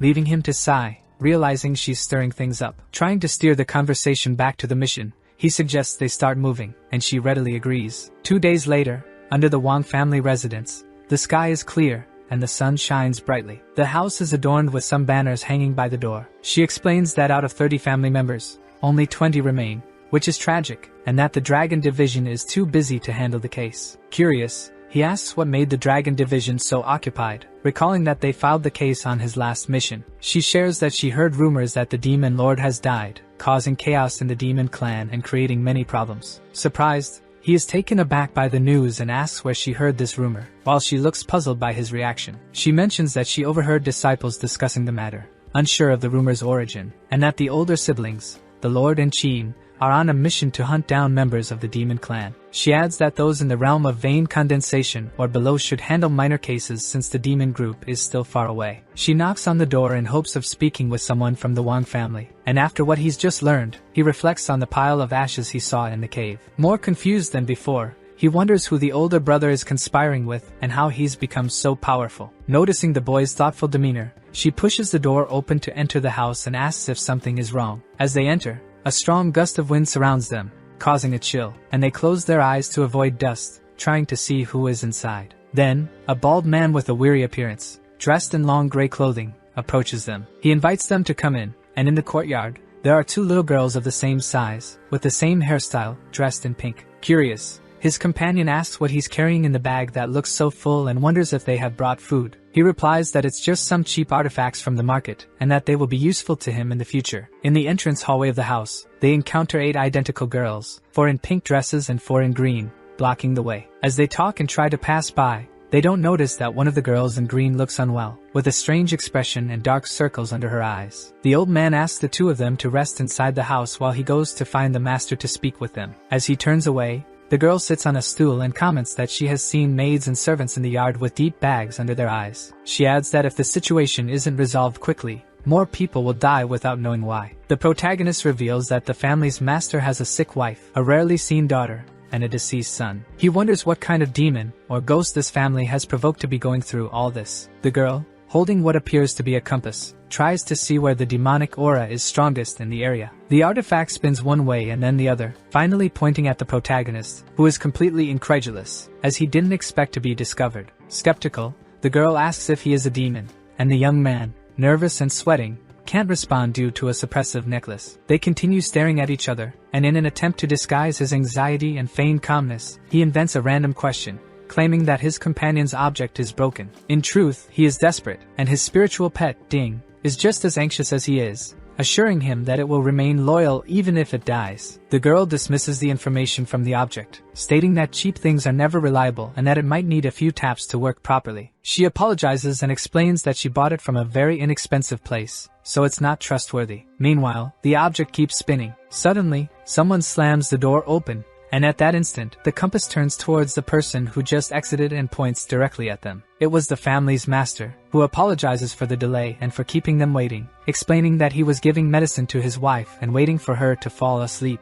Quickly, they glance at each other, realizing that the compass has pointed to him, and they look at him suspiciously, narrowing their eyes. The girl's expression is wary, while the boy suggests that the object is a cheap fake and that the master, who can barely stand, wouldn't have any demonic energy. Without questioning much, she simply accepts this. The man then sits beside her to talk and explains that he believes they already know about the events happening. He elaborates, sharing that his family has always been charismatic and has no idea what deity might feel offended to deserve such calamity. The young man asks if they could observe Miss Wang since she is asleep, but all he gets in return are sighs. A bit awkward, he asks if it was very inappropriate, to which the master replies that it is, as his daughter's condition is very embarrassing to discuss. The girl, unashamed and fearless, insists that regardless of the situation, she asks him to take them to see her, as there's no reason for shame in such matters. As cultivators, their only intention is to eliminate demons and uphold justice, so they don't mind other issues. Outside, the sun shines brightly, and cherry blossom petals float gently with the breeze. He asks them to follow him. Leading them outside, they pass under what looks like a bridge, surrounded by cherry trees. The master explains that his daughter has been in this courtyard since she fell ill, taking the lead as he guides them to the desired location. Whispering, Jean tells her companion that the trees shouldn't be blooming in this season and that everything feels very strange, to which she agrees that something isn't right. Cherry blossoms dance in the spring breeze, falling into the lake.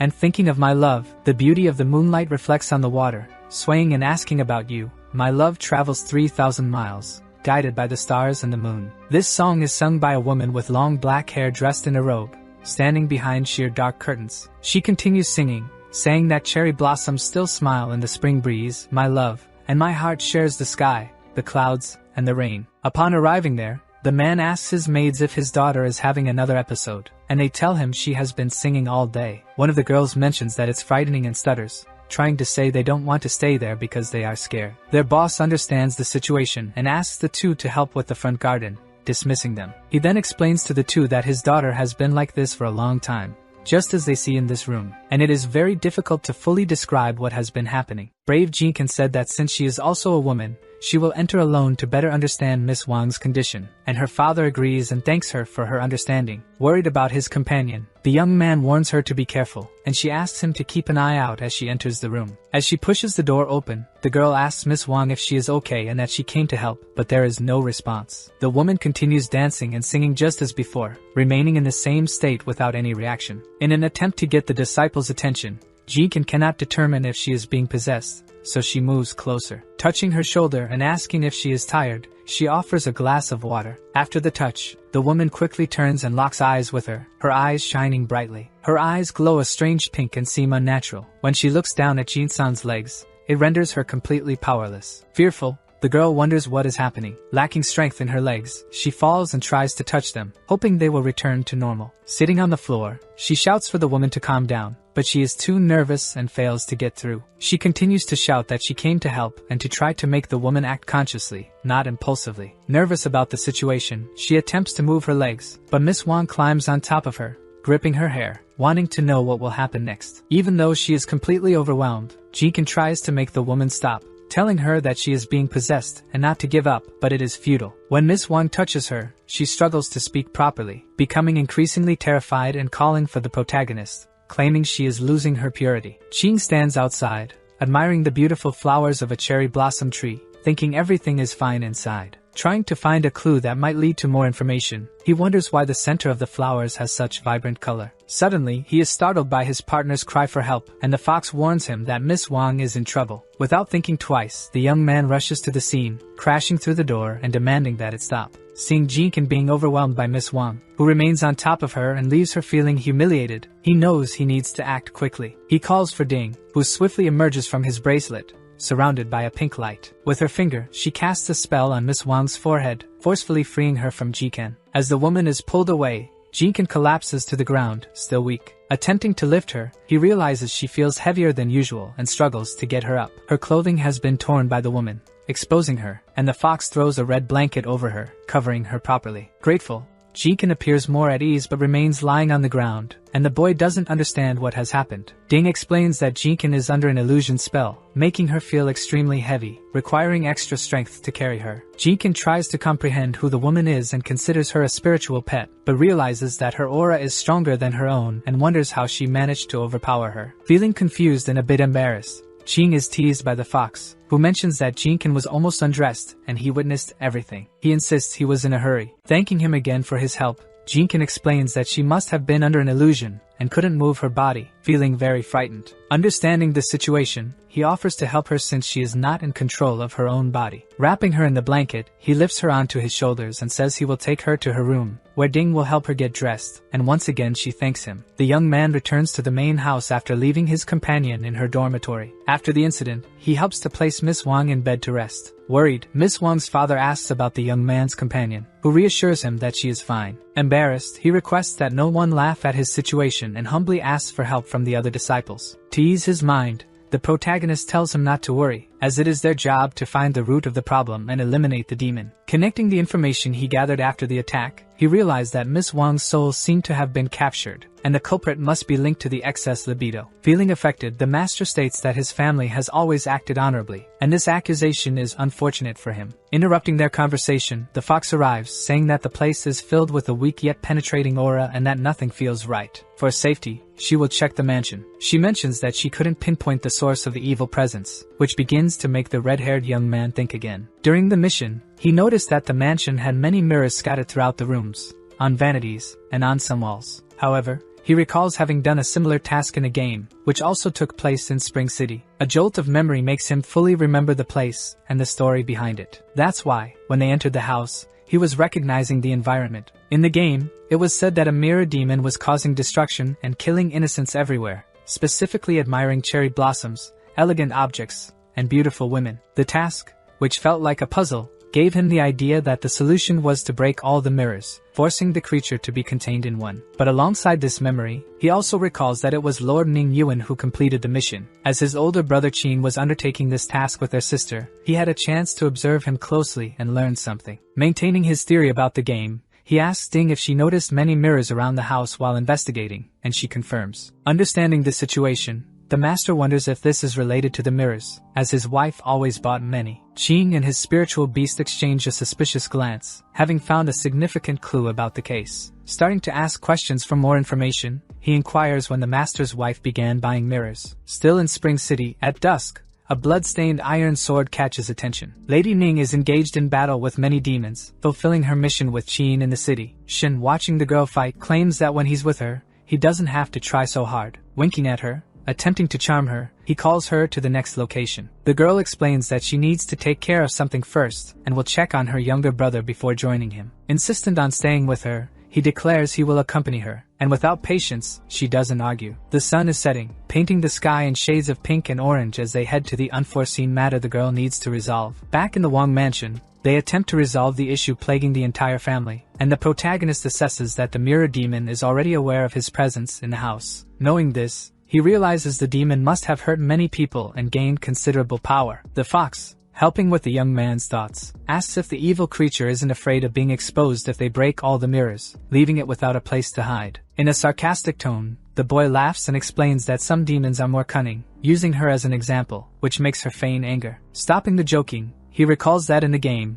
the mission was resolved quite quickly, so it might not be too concerning since it doesn't require much effort. In the minigame, the task consisted of just 2 parts. The first was to break all the mirrors, and in the second, he recalls skipping some dialogues but remembers a tense moment. Curious about why Mrs. Wang started buying so many mirrors, he considers the possibility of needing to meet her. While leaning against a cherry blossom tree, pondering how to resolve the situation, his partner appears, looking much better, stating that the illusion has been completely lifted. She thanks him once again for the help he offered when she was vulnerable during the attack. He offers her brief comfort, saying that she doesn't need to thank him, as they are companions, implying that he will always be there for her. The girl then notices his sword, which is plain and made of iron, explaining that while it would serve well against humans, it would be ineffective against higher-level demons. Feeling a bit embarrassed, he admits that he ran out of spiritual stones to buy a better weapon, so he just took what he could find. Then she offers to reinforce his sword, explaining that, even with her not-so-high cultivation, her family is renowned for forging weapons. Noticing that her surname isn't just Li, he asks her about it, and she replies that everyone calls her that, so she doesn't introduce herself fully, returning to the topic of the sword. The young man happily accepts the offer, thanking her warmly as he hands over the weapon. His fox spirit also seems pleased with this development. Returning to the subject of her name,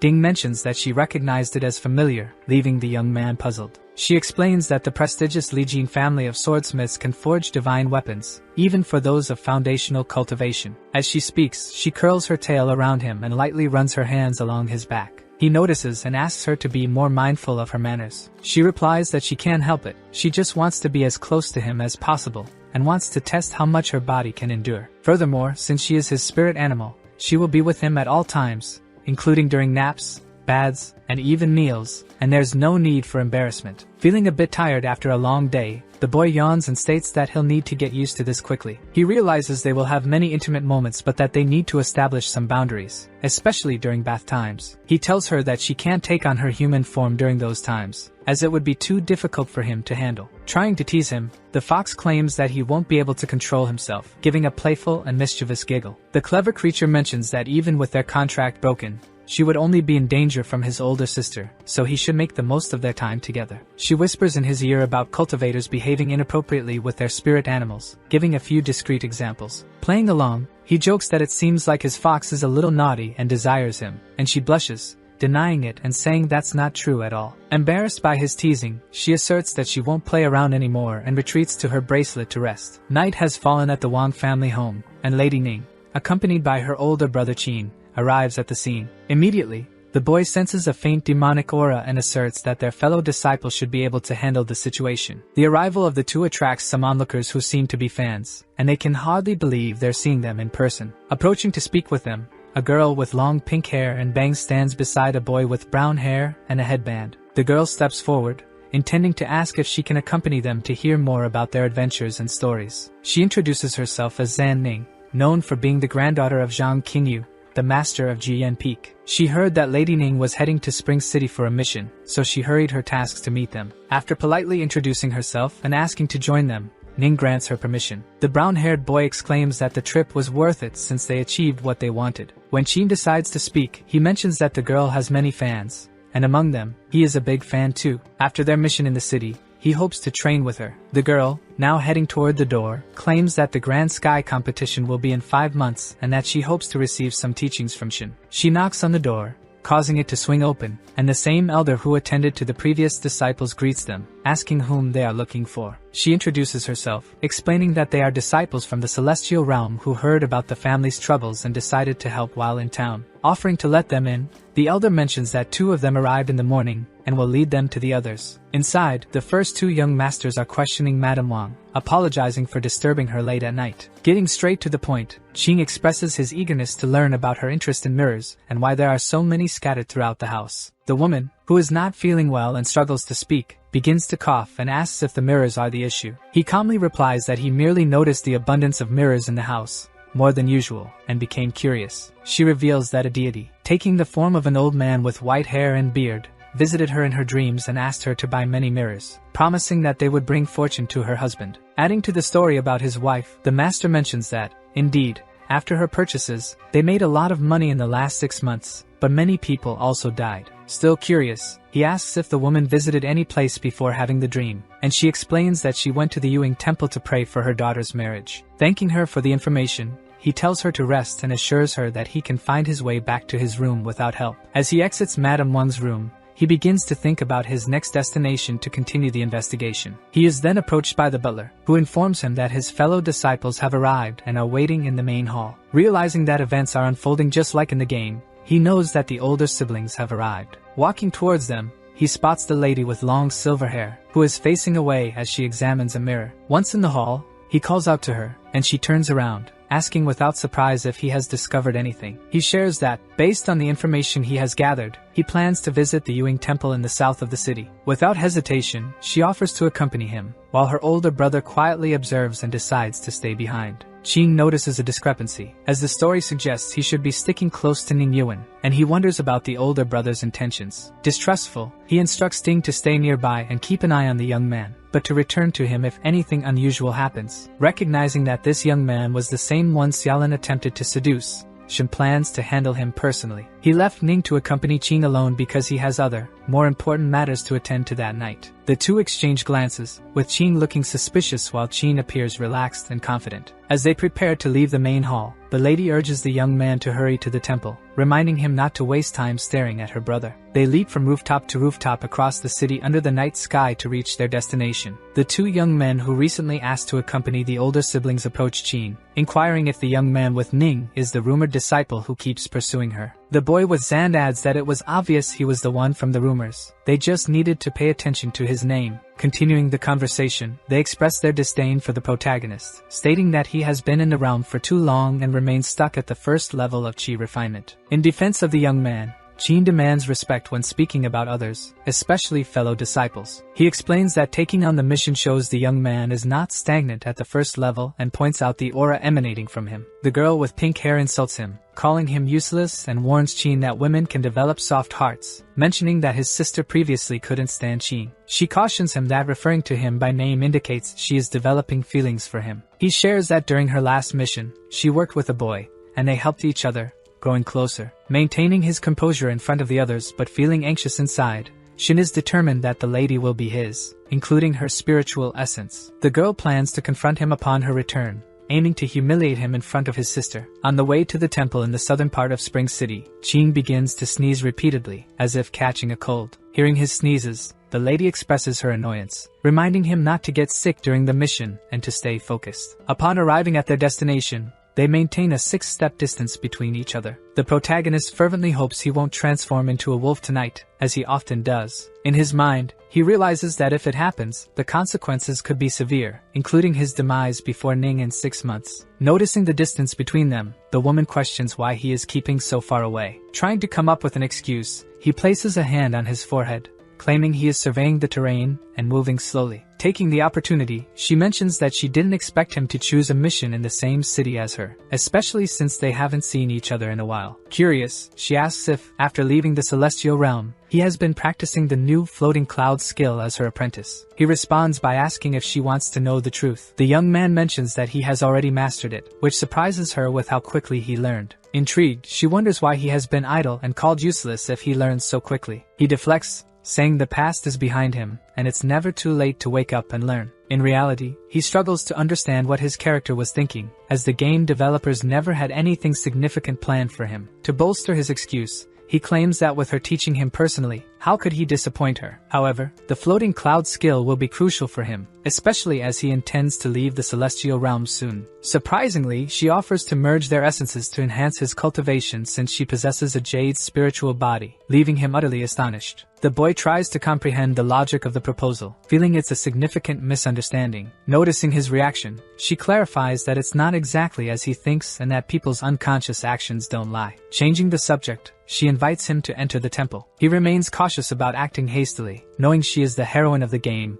and could inadvertently harm him. At the temple entrance, they see 3 statues, one of which appears to be a woman in a cloak accompanied by 2 children. She notes a peculiar detail. The statues should be dusty, yet they are spotless, and there's no one around to maintain their cleanliness. Another detail catches her eye, a mirror held in the arms of one of the statues. Analyzing everything, she asks if he is sure it could be the mirror demon tormenting the Wang family. He affirms he believes it's connected to the demon, but struggles to link it to the spiritual beast and notices she hasn't sensed any aura nearby. She agrees, explaining that the strong smell of incense prevents her from detecting anything more precise, which seems suspicious. Suddenly, Qing shouts loudly, trying to warn his older sister to be cautious of something approaching. A horned snake with green eyes and sharp teeth lunges at Lady Ning from behind. Using her skills, she dodges and takes time to draw her sword, which magically emits blue lights. The snake attempts another strike and pursues her, and recognizing the demon, Ning screams about the serpent demon, Chiyu. The serpent is a transformation realm demon,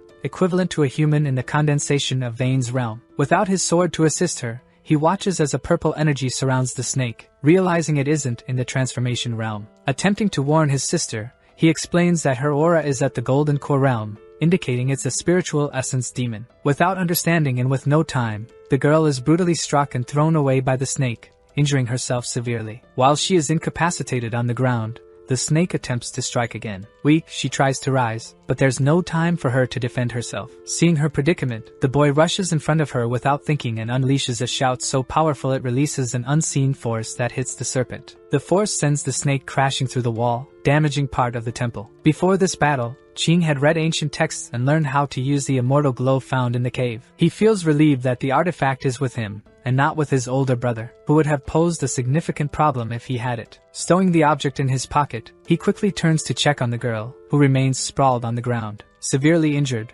the young lady is covered in blood and appears unconscious. Getting closer to assess her condition, he feels dizzy and an overwhelming temptation to bite her neck. Close enough to her nape, he opens his mouth to bite but hesitates, realizing her jade's spiritual body is incredibly tempting and almost causes him to lose control. After the battle, he notices the serpent returning through the same hole it was thrown and attempts to attack him once more. Without any weapons or special items, he grabs his sister's sword with the intention of using it to fight. As he holds the weapon, it shakes in a way that suggests it doesn't want to be wielded by him, trying to slip from his grasp. Finding a way to defend himself and the girl, he speaks to the sword, asking it to let him use it if it wants to protect its owner. The sword then adjusts to fit his grip, allowing him to wield it for battle. Aware that the demon beast is at a higher level than his, he charges in fearlessly. Using the immortal glow for protection and armed with Ning Yuan's divine sword, he feels he has a strong chance of winning. With determination, he leaps and faces the serpent head-on, aiming to strike its face. With just a scratch on his own face, he emerges victorious, slaying the great serpent, which lies defeated on the ground. Relieved to have survived, he feels he has earned the right to advance to the transformation level. He explains that this transformation is akin to a human reaching a higher realm of cultivation. Happy to be on the same level as Ning, he acknowledges that breaking through the transformation level increases the challenge, but also enhances his chances of survival. Still worried about Ning's condition,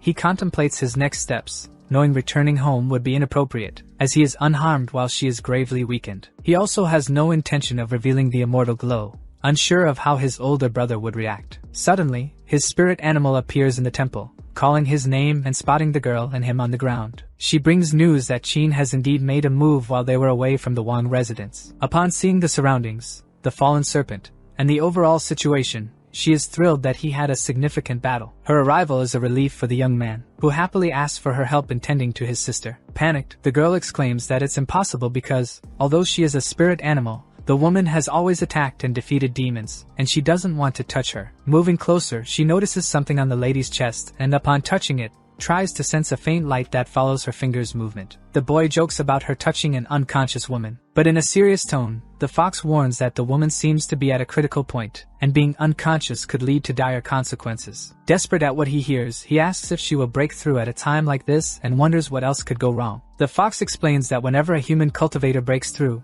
they undergo an internal examination and battle with themselves. However, since Ning is unconscious, she won't be aware of this examination and battle, which poses a great risk. If she doesn't break through within 30 minutes, she could be trapped forever at her current level. In despair, he wonders what they should do, and the spirit suggests that it might be best for her not to break through at all. This way, the fox claims she won't recognize that he is from the Infernal Wolf clan and won't harm him. Acting out of gratitude for the help she offered during their mission and the valuable skill she taught him, he insists on finding a way to assist her. Ding agrees with him and tries to piece together what could have happened, concluding that it must be some form of dark art. Given her current state, weakened and unconscious, she urgently needs a dual cultivation to save her. Feeling somewhat disappointed, he responds that in this situation, dual cultivation isn't feasible, as he can't take advantage of someone who could harm him if she woke up. Pinching her cheeks, the fox explains that's why she hesitated to mention it, and asks why he was upset with her. He replies that he was angry because it feels incredibly unfair, and that something like this requires full consent. Asking if there's another option, and worried about the best way to save her, he looks down, certain that this plan won't succeed. Offering another option to save her, she said that the other way is through the prince of the Infernal Wolf clan, specifically him, since his blood essence could help humans during the rupture. Pleased, he remarked that she should have mentioned it earlier, as a bit of his blood would be beneficial for the girl's health. Not knowing he was a prince, he now understands why the older brother wanted his blood essence so much. Even though it's the easiest method, Ding does not recommend it, as losing too much blood could damage his foundation and might take a long time to recover. Disregarding the time and recovery concerns, the young man feels reassured knowing the fox is protecting him, so he pricks his hand. With patience, they bring his blood to the girl's mouth, allowing drops to fall until she awakens. In doubt, Ding comments on his kindness but asks why he cares so much, since he will eventually leave the realm. Silencing the girl, he realizes that his blood is very helpful and also gives a bit to his pet, intending to make her stronger. As the blood flows down her throat, the fox lets out a sound, indicating it's one of the most delicious things she has ever tasted. The young man, witnessing the scene, comments that the blood of the Infernal Wolf isn't something so immensely powerful to provoke such a reaction and asks her to act normally. She responds that while it isn't as powerful as an aphrodisiac, it is indeed strong, and many covet her blood. He feels as though his NPC is being treated merely as an object, and wonders how that could be considered strength. The sky is dark, and it's still early morning in Spring City, with the moon shining brightly alongside numerous stars. Sitting on the temple floor and leaning against one of the walls, the young Ning Yuan wakes up and appears somewhat exhausted. Suddenly, she jolts awake and stands up quickly, beginning to cough. She comments that it feels like she's ruptured. Then, she remembers that due to the serpent's attack, she had a chance to rupture and insists that their current location doesn't seem appropriate. Desperately, Ding tries to wake Qing, who was knocked out. Slowly opening his eyes, he asks his sister if she feels better. The girl sits cross-legged, surrounded by a bright yellow light, and a bit sweaty. She responds that she is experiencing the rupture. He quickly stands up, offering her comfort and telling her not to worry because he will protect her. When he stands, his legs feel weak, and the woman, looking concerned, asks if he is alright. He, with another of his excuses, claims that his legs are a bit shaky from sitting too long. Having lost a lot of blood trying to save her, he feels a little dizzy, but he can't tell her that. Then the fox reminds him not to forget that when they return, Qin Shin will be at the Wang family's house. While Ning remains seated, he stands in front of her, ready to protect her if anything happens. The girl feels a bit shy and flattered that he is voluntarily protecting her. He stays still when the fox leans in and says that everything will soon come to an end. Confused, he asks what will end. Remembering why she desperately sought him, she explains that it was to inform him about what Qin was doing. She reveals that he entered the mirror to connect with Wan Xiu's soul and attempt to absorb the essence of the mirror demon. Impressed, the young man shows a shocked expression, and the only thing he can manage to say is a sincere, "What?" Repeating what she saw, the boy remains frozen and asks if he heard her correctly. As he watches his older sister rupture, He recalls that in the game, she doesn't know Qing's true nature. She thought his expulsion was the fault of the Celestial Kingdom, which is why she left the sect. He intends to reveal the truth to her but knows that doing so directly would lead to a major misunderstanding, so he plans to catch him in the act with her. Trying to understand the man's motives during the mission, he realizes there might be some benefits involved. 30 minutes have passed, the transfusion is complete, and she has now ruptured to form her lower golden core. Congratulating her on her achievement, he feels proud that she has formed her golden core, and she thanks him for his protection. In her mind, she thinks that the young man doesn't understand the meaning of protecting someone during a rupture, but for now, that doesn't matter. Seeing the state of the serpent, she asks if he managed to defeat it, and nearby, the snake is completely weakened. He explains that he borrowed his divine sword, Moonlit Water Silk, because he wanted to protect his master, and also made progress in his cultivation. The girl, skeptical, thinks that even with his sword, the young man is still only at the foundation establishment stage, and she suspects he might be lying. He notices her scrutinizing his expressions, and it's clear she doesn't believe anything he's saying. Ding appears to lighten the mood and says it's fine. He could pretend to be a tiger in sheep's clothing, and he thinks that might be his only option. Pointing to the serpent's head, the young lady makes a gesture and retrieves a purple stone. This stone is a purple-grade demon core that can be used to strengthen certain weapons. She hands the stone to him, as it rightfully belongs to him for having defeated the serpent. Analyzing it,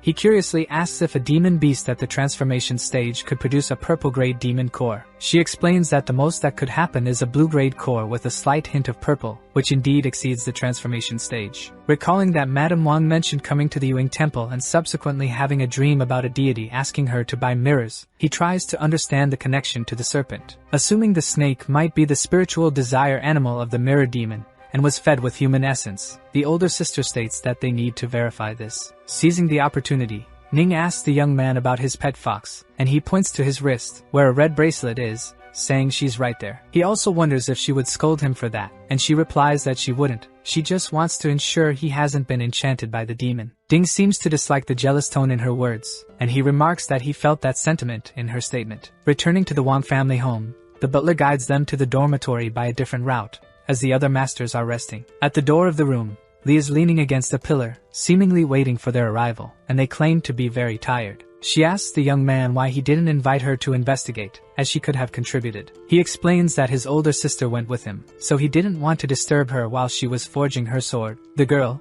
noticing the lady's presence, greets her very warmly, but the woman does not respond and remains silent. Talking about the young man's sword, which took a little while but was specially made for him, she says she welcomes any suggestions for changes if he wants. Taking it out of its sheath, a beautiful large weapon in a bright blue hue, expertly crafted, is revealed. She explains that the sword has a water attribute root, since the original was fire-based. Thus, when used, both powers would neutralize each other, which is why she decided to change the attributes. The little fox is impressed with the weapon and informs its owner that it's decent, noting that its quality is quite similar to the Moonlit Water Silk sword. Even happier that his sword is of the same quality as the one used by the lady, the young man beams with joy. He thanks her for the work and expresses his delight, admiring it with sparkling eyes. The girl says it's her way of repaying him for the help he offered when she was attacked by Miss Wang. The older sister seems a bit displeased with their interaction, feeling slightly jealous, and decides to leave, asking the butler to escort her. The disciples are puzzled by her behavior, and the girl asks why she seemed a bit angry. Then Qing is in her dormitory, and her fox, in human form, is lying face down on her bed with her legs stretched out,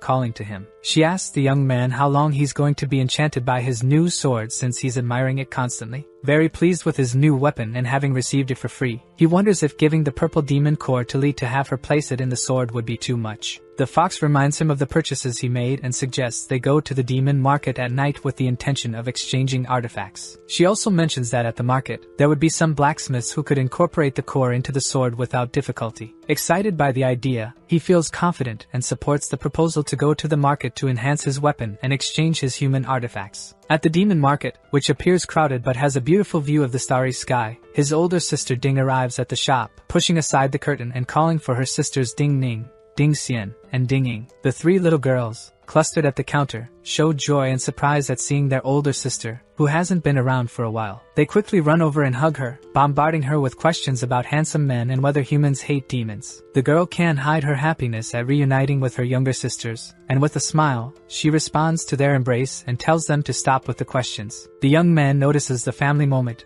and suggests they enjoy it while he takes a walk, hearing the girls in the background asking to be the young man's spirit animals. Exiting the Fox family shop, he sets out to find someone to incorporate the demon core into his new weapon. Arriving at the shop of the dog demon, Blacksmith Zhang-san, he explains that he needs to incorporate a purple core into his sword. The dog, looking tired from work, quotes a price of 50 mid-tier spiritual stones. Throwing down his bag full of purchases and human artifacts, he asks if he can pay with those instead of the stones. The blacksmith is thrilled with what he sees and immediately accepts the offer, claiming the young master must be wealthy to bring so many things. However, what catches his eye is a small red crochet ball, and enchanted, he asks if he can keep it as part of the payment. The boy happily agrees, feeling pleased to know that simple things in the human world hold high value in the demon world. His newfound wealth attracts the attention of other beasts watching from the shop door, and in a frenzy, they begin offering him items for trade. They offer orange-grade origin return pills in exchange for clips, a spinning sky seal for a Bodhi pearl,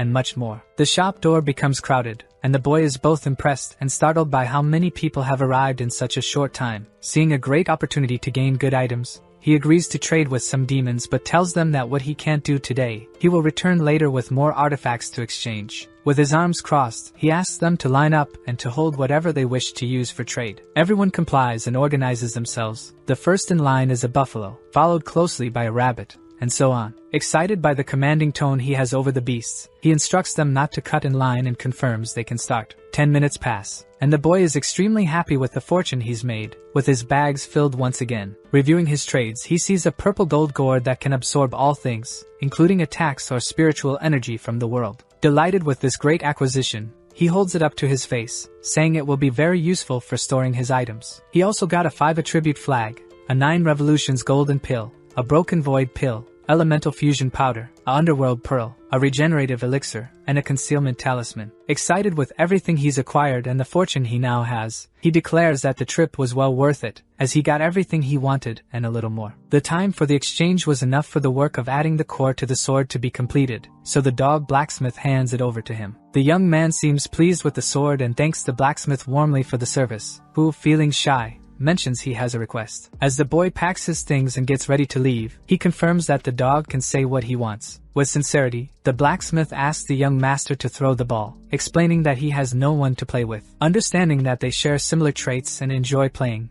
the boy thinks it's quite childish, but decides it wouldn't hurt to indulge him a bit. Preparing to toss the ball, the dog, in an eager stance, starts wagging his tail, ready to run. As he throws the toy, the dog bolts after it, while the protagonist, thinking they share similar traits but not the same childlike enthusiasm, is taken by surprise. Soon after, his tail appears, and unable to hold back, he starts running after the dog. Back at the Wang family's residence, the 4 disciples are joined by the 2 young people who found Ning and Qin the day before. Qin suggests that he and his partner will break all the mirrors to prevent the demon from escaping. Intending to leave the fox in place to keep an eye on his older brother, he asks her to make some noise if he starts causing trouble. This way, the sounds would draw the attention of the older sister, and since he wouldn't be present, he would remain unsuspected. The lady instructs that, in that case, Wang and Zhang should accompany Li and Qin. Without hesitation, the 2 agree. Shin, however, insists that the lady should also lead the team, stating he is busy and that the younger ones might make mistakes. He also notes that Miss Wang seems to be in a fragile state, and he will keep an eye on things, asking them not to worry. Without questioning, Ning simply agrees, while the young man observes every word coming from his older brother. Impressed by Qin's actions, the protagonist thinks to himself that he's a troublemaker but realizes he's being insulted.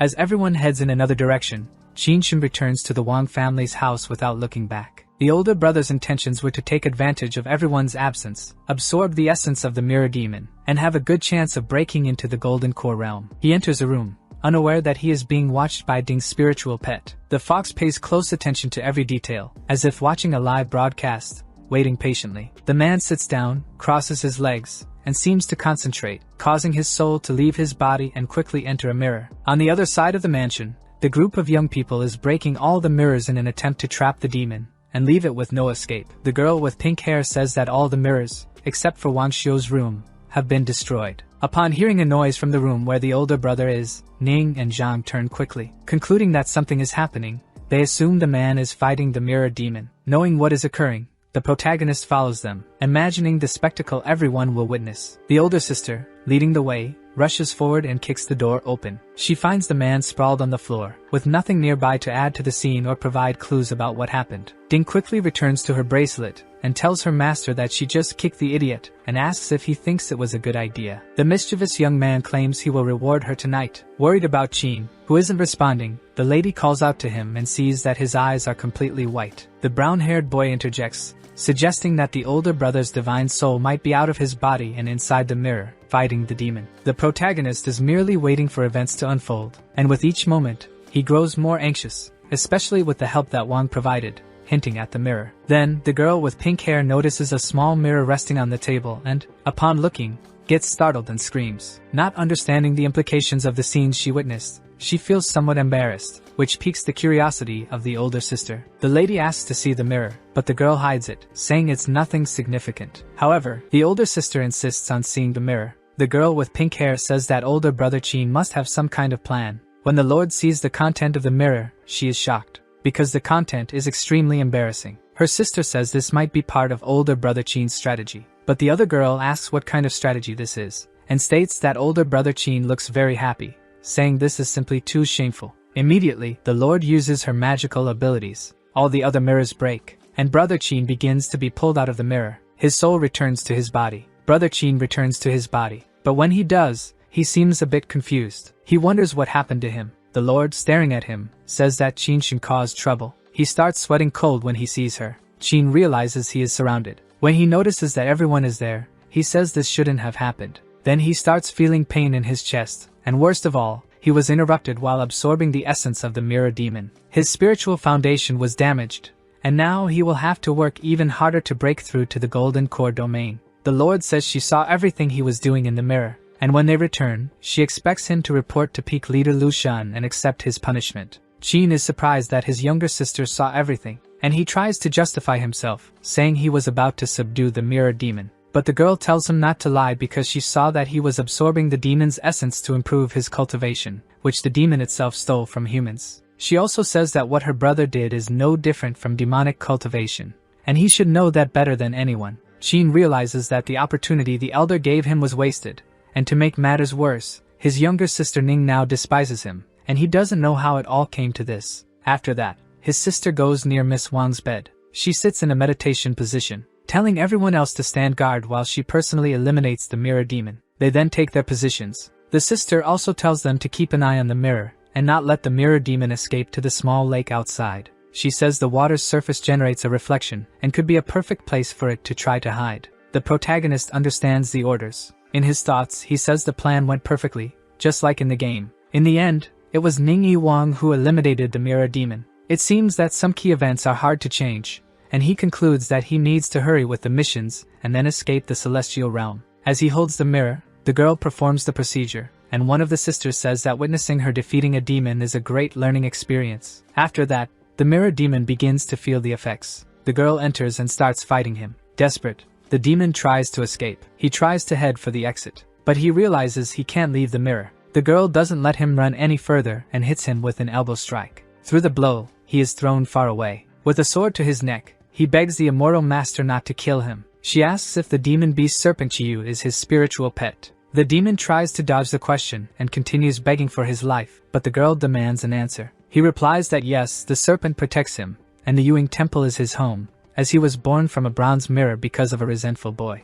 Now he says he's told everything and begs not to die, but the girl says that after everything he's done, he still dares to ask not to be killed. With tears in his eyes, he continues pleading, but the immortal master doesn't want to hear it, and only the boys see through the mirror the end she gave the demon. The younger sister says the older sister is very decisive when it comes to killing and admires her greatly. The protagonist thinks that in a few months, when the older sister discovers his true identity, she will probably kill him in a very cruel way. He still holds the mirror as the souls leave it. The girl returns to her body, and Miss Wang does too. After returning, she says the others can go back to the celestial realm and confirm the mission's completion. She begins to wake up in her bed, and asks what happened to her. Ning Wang says the young lady was ill, but now the illness is gone. The protagonist says that, even though she kills demons like a goddess of death, his sister is always kind to the weak. Meanwhile, Madame Wang is happy to have recovered, and the protagonist thinks that maybe, if he starts acting like a weakling, he might survive. Master Wang was grateful and prepared a banquet for everyone as thanks, but Ningyi Wang refused, saying she still had missions to complete. She says her mission is not yet finished,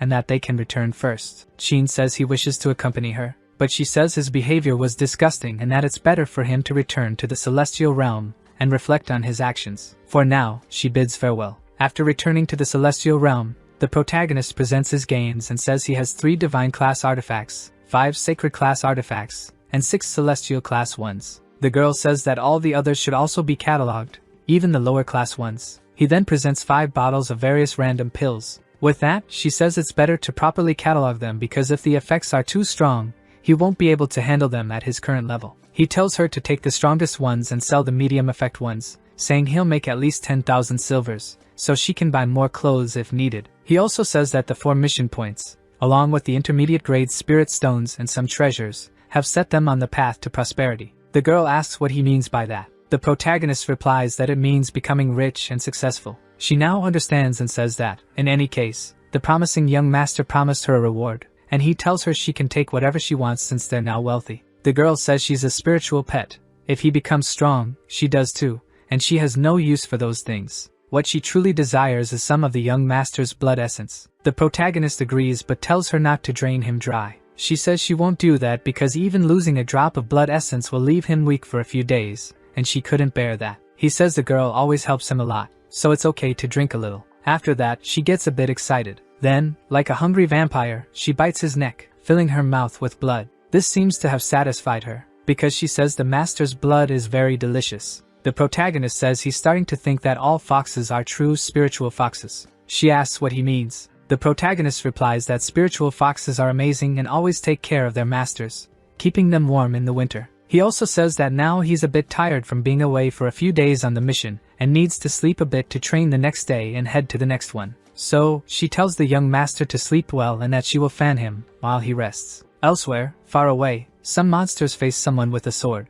It was Ningyi Wang, who hadn't finished her mission yet. She advances towards the creatures, leaving them desperate with fear. That didn't stop them from being completely sliced apart. Ningyi Wang finished off several of them in a matter of seconds, with only a little of their blood left on her face. One of the monsters asks why the Lord always opposes them. She replies that demons deserve to die. One of them tries to attack her by surprise, but she easily dodges the strike. However, she sees some bombs being thrown in her direction. Soon, they explode, creating a large cloud of smoke in the area. Ningyi Wang says that it almost got her, and she also says that a demon will always be a demon, even if it speaks like a human, so they all must die. Several enemies gather around her, fiercely shouting to kill her. However, with a single magic strike, she takes them all out at once. After that, she exits the battle triumphantly, holding her majestic and imposing sword. Sliced bodies are around her, and only one remains. He tells her not to be too proud because their leader is watching her. But before he could say anything else, she cuts off his head and gracefully lets it fall to the ground.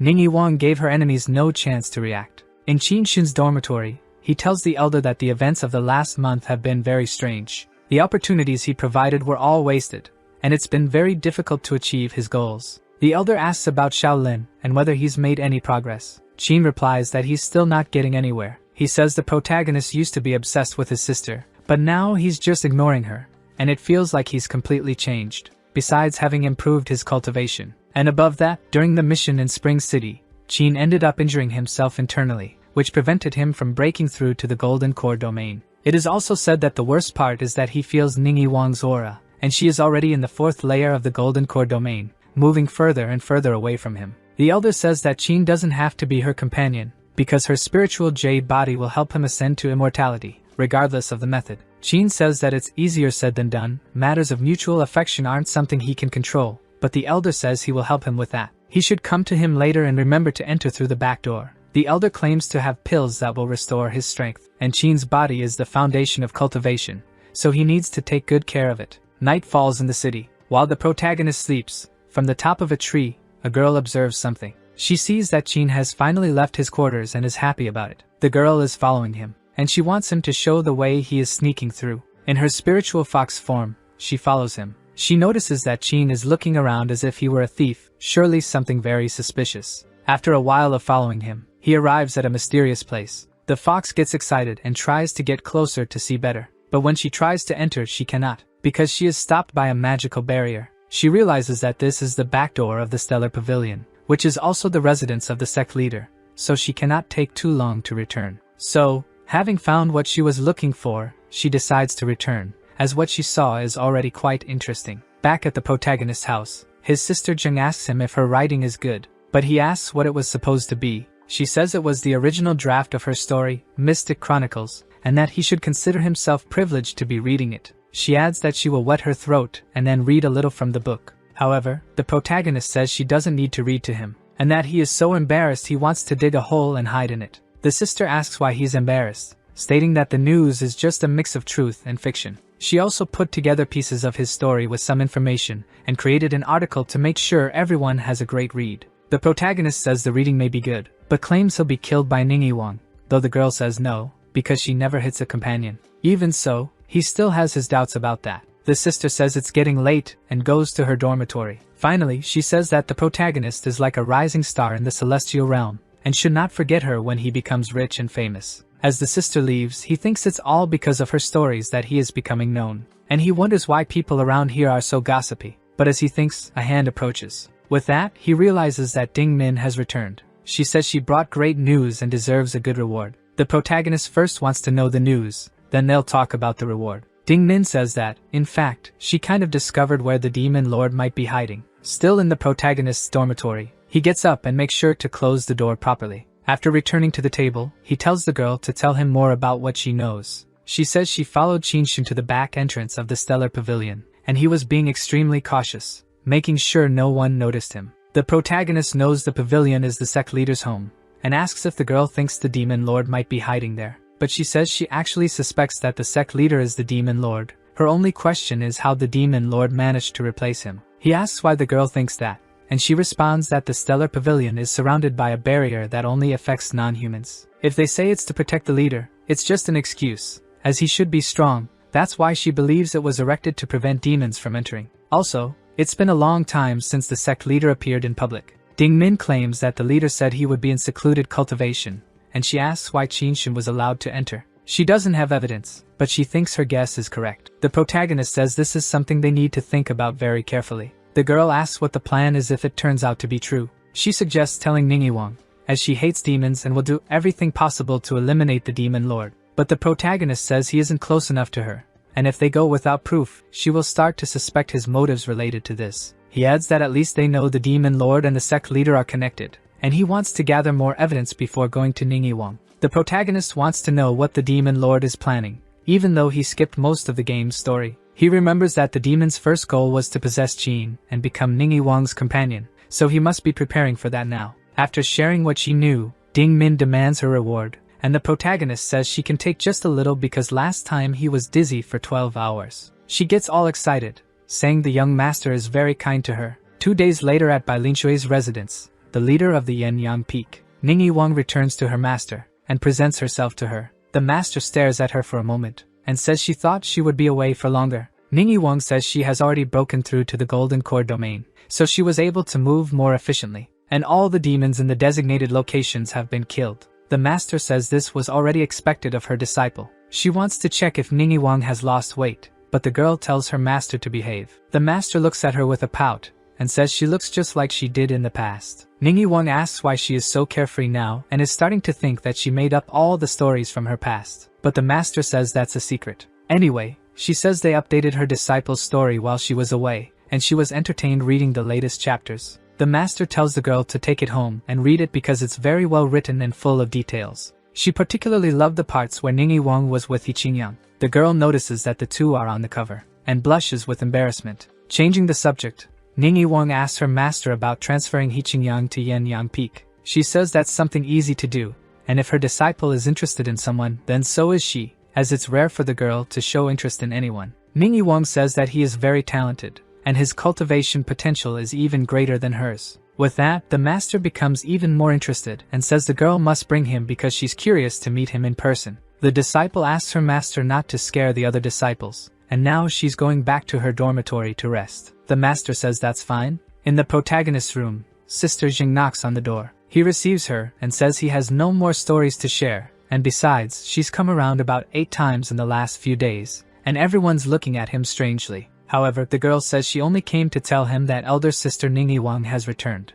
He asks how she gets these news so quickly. Xing replies that she couldn't write such interesting stories if she didn't have informants. She also says she's gathering material for the next chapter. Additionally, she claims the protagonist liked his elder sister and asks why he doesn't confess to her again. The protagonist just goes back into his room and bids the girl farewell. Before leaving, she wishes him good luck and says she's rooting for his success. He feels relieved that she finally left. But then, he notices something strange and asks why he suddenly feels so warm. Ding Min appears and holds him by the arms with magic. The protagonist doesn't understand what she's doing, but she just says the young master is about to break through again. Still inside his dormitory, the protagonist feels a sharp pain in his chest. Ding Min becomes worried about him. Then, he transforms into an animal. The girl says she has already set up a barrier around the dormitory. With that, he can focus on breaking through safely. He thanks her for doing that. But then he feels something different. He starts writhing on the floor, and the girl asks what's wrong. The protagonist says he can't break through because something is blocking him. Ding Min asks if he took some kind of pill earlier, and why his breakthrough is happening so suddenly. She also notices that his eyes are turning red. The girl is getting scared and tells him to say something, but the protagonist can't say anything. His eyes just burn with flames. Ding Min thinks this could be a chi deviation. She tries to touch him gently, but the protagonist tries to bite her. Then, he manages to flee the room. Worried, she screams, calling after him. Ding Min follows him, in her spiritual fox form, and asks where he is going. Around the city he runs, and he keeps gaining more speed. Ding Min says that if he enters the chi deviation state, then she would also fall with him, stating that this breakthrough is strange. Besides, there wasn't any warning. In his mind, the protagonist thinks he can't believe he did that to Ding Min. His head hurts, and he sees a light in front of him. Even without current control over his beastly body, he is still conscious inside himself. Seeing the light ahead, he tries to understand what it is, and soon realizes there's a silhouette of someone. Ningyi Wang appears and calls for the little wolf. The protagonist can't believe it when he sees her, and the wolf lunges fiercely. The fox also notices the Lord's presence, and says the young master might end up being discovered. But Ningyi Wang simply crouches and pets the animal. With a headache, the protagonist says he can't concentrate, and just feels like biting something because his teeth are bothering him. Ningyi Wang says he is all dirty. She then picks him up, telling him not to be afraid, and strokes the animal in her lap. The fox notices that she is calm but still firm while holding the wolf. After that, he becomes calmer. Ningyi Wang calls him a good boy and tells him not to be afraid. Ding Min didn't know something like this could happen during a breakthrough. She thinks that the jade body of the girl might have made him lose control and concludes that with Ningyi Wang around, nothing bad will happen to the young master. Ding Min wants to wait for him to return to normal to investigate better and figure out what happened. Meanwhile, Ningyi Wang notices that the wolf is very hot and tries to heal him. The girl knows the wolf is breaking through, so she says she will protect him during this, since the protagonist protected her in the past when she was breaking through. It makes her feel like she must do the same for this wolf. She tells the wolf not to worry because she will stay there with him. Ding Min says she's starting to suspect that the young master is lying about these symptoms to make Ningyi Wang feel bad and protect him. Some time passes, and they end up falling asleep. Ningyi Wang pets the wolf while this happens. Ding Min also sleeps a little. She wakes up and wonders how the young master is, but as soon as she sees him, she gets scared. The young master has grown larger, which is very strange. He also wakes up and realizes where he is. He is soon surprised to find himself next to Ningyi Wang. Ding Min stares at him closely, and he gets very startled, asking why she is so close. The fox says he's grown bigger, and it looks like he broke through to the core formation realm. This means he skipped the entire transformation realm. After that, he tries to walk, and Ningyi Wang notices that he is calmer, saying that he finally woke up. She pets him on the head, and says he succeeded in breaking through. Then, she picks him up again, saying that spiritual beasts always get weak after breaking through, so she decides to take him to the dormitory. The protagonist tries to ask the fox for help, saying he can't go with Ningyi Wang because this happened before, and he might end up turning back into human form. Ding Min, however, says the dormitory is near Bai Lingshui's residence, so she can't take that risk, wishing him good luck. The protagonist thinks about what will happen if he accidentally turns back into human form, and Ding Min just laughs at the situation while watching him go. Some time passes after that. They arrive at Ningyi Wang's dormitory. Ningyi Wang cleans the wolf's paws so he can climb onto the bed. This is an uncomfortable situation for the protagonist, because he feels like this resembles a mother caring for a baby, or some kind of forbidden relationship. Once she cleans him, she takes the wolf to bed, and after putting him to sleep, the protagonist tries to act normal, but he still feels uncomfortable. Faced with this situation, Ningyi Wang wonders if a spiritual beast needs its bottom padded to fall asleep. Hearing this leaves him startled. He thinks that he's already a grown man, and being happy behind her will never happen, so he hides under the blanket. Wang laughs at his behavior. Then, she starts preparing to sleep. She takes off her clothes, and puts on clean clothes to lie down. After that, she feels better, and says that pajamas are always more comfortable. With his eyes peeking out, the wolf seems to have liked what he saw. Before lying down, Wang grabs a book, and says she's going to read a story before going to sleep. With the lights still on in her room, Wang reads the Mystic Chronicles by Jingqing. The protagonist wonders why she is interested in reading this gossip. Wang says her master told her to read it. The protagonist is startled, as it seems she read his thoughts. The girl reads a passage aloud, about Qingyang challenging her superior and Wang passively accepting everything. He thinks she read something very intense. Wang laughs at the reading, and says that the writing style is clearly Jingqing's, and her imagination isn't bad. The protagonist is shocked by this and wonders if Wang realized what she just said. She says the wolf is a spiritual pet, and being in the core formation domain means that hearing something like that is no big deal. She also says she didn't expect him to break straight through to the core formation domain. The protagonist thinks he's not new to this, and besides, he's full of energy. If it were something about action, he'd listen easily, but he'll listen even if it's embarrassing. She continues reading, saying that along with Brother He, they defeated the Chiyu serpent, which was a beast in the core formation domain, just like the wolf. Still, she didn't think younger brother He would progress so quickly, and it won't be long before he surpasses her. Initially, Wang wanted to refuse Qingyang's help, saying she could handle the demons alone while he returned to the celestial realm. She didn't want to get involved any further and tried to leave, even though he insisted he wanted to repay her for her previous help. He gets closer, holding her tightly against his body, saying that even though he is a junior, he is still a man. Wang couldn't break free from Qingyang's strong embrace. A weak and different desire erupted, and before she knew it, he kissed her forcefully. After being touched, and filled with desire, there was no way to escape anymore. In his thoughts, the protagonist wishes Wang would stop reading the story and moves away. But Wang says it's cold at night, so he should stay close to her. She says that what goes on in Jingqing's mind doesn't reflect how she really is. He then says that if that's the case, she should stop reading. However, even though she is embarrassed, she wants to continue,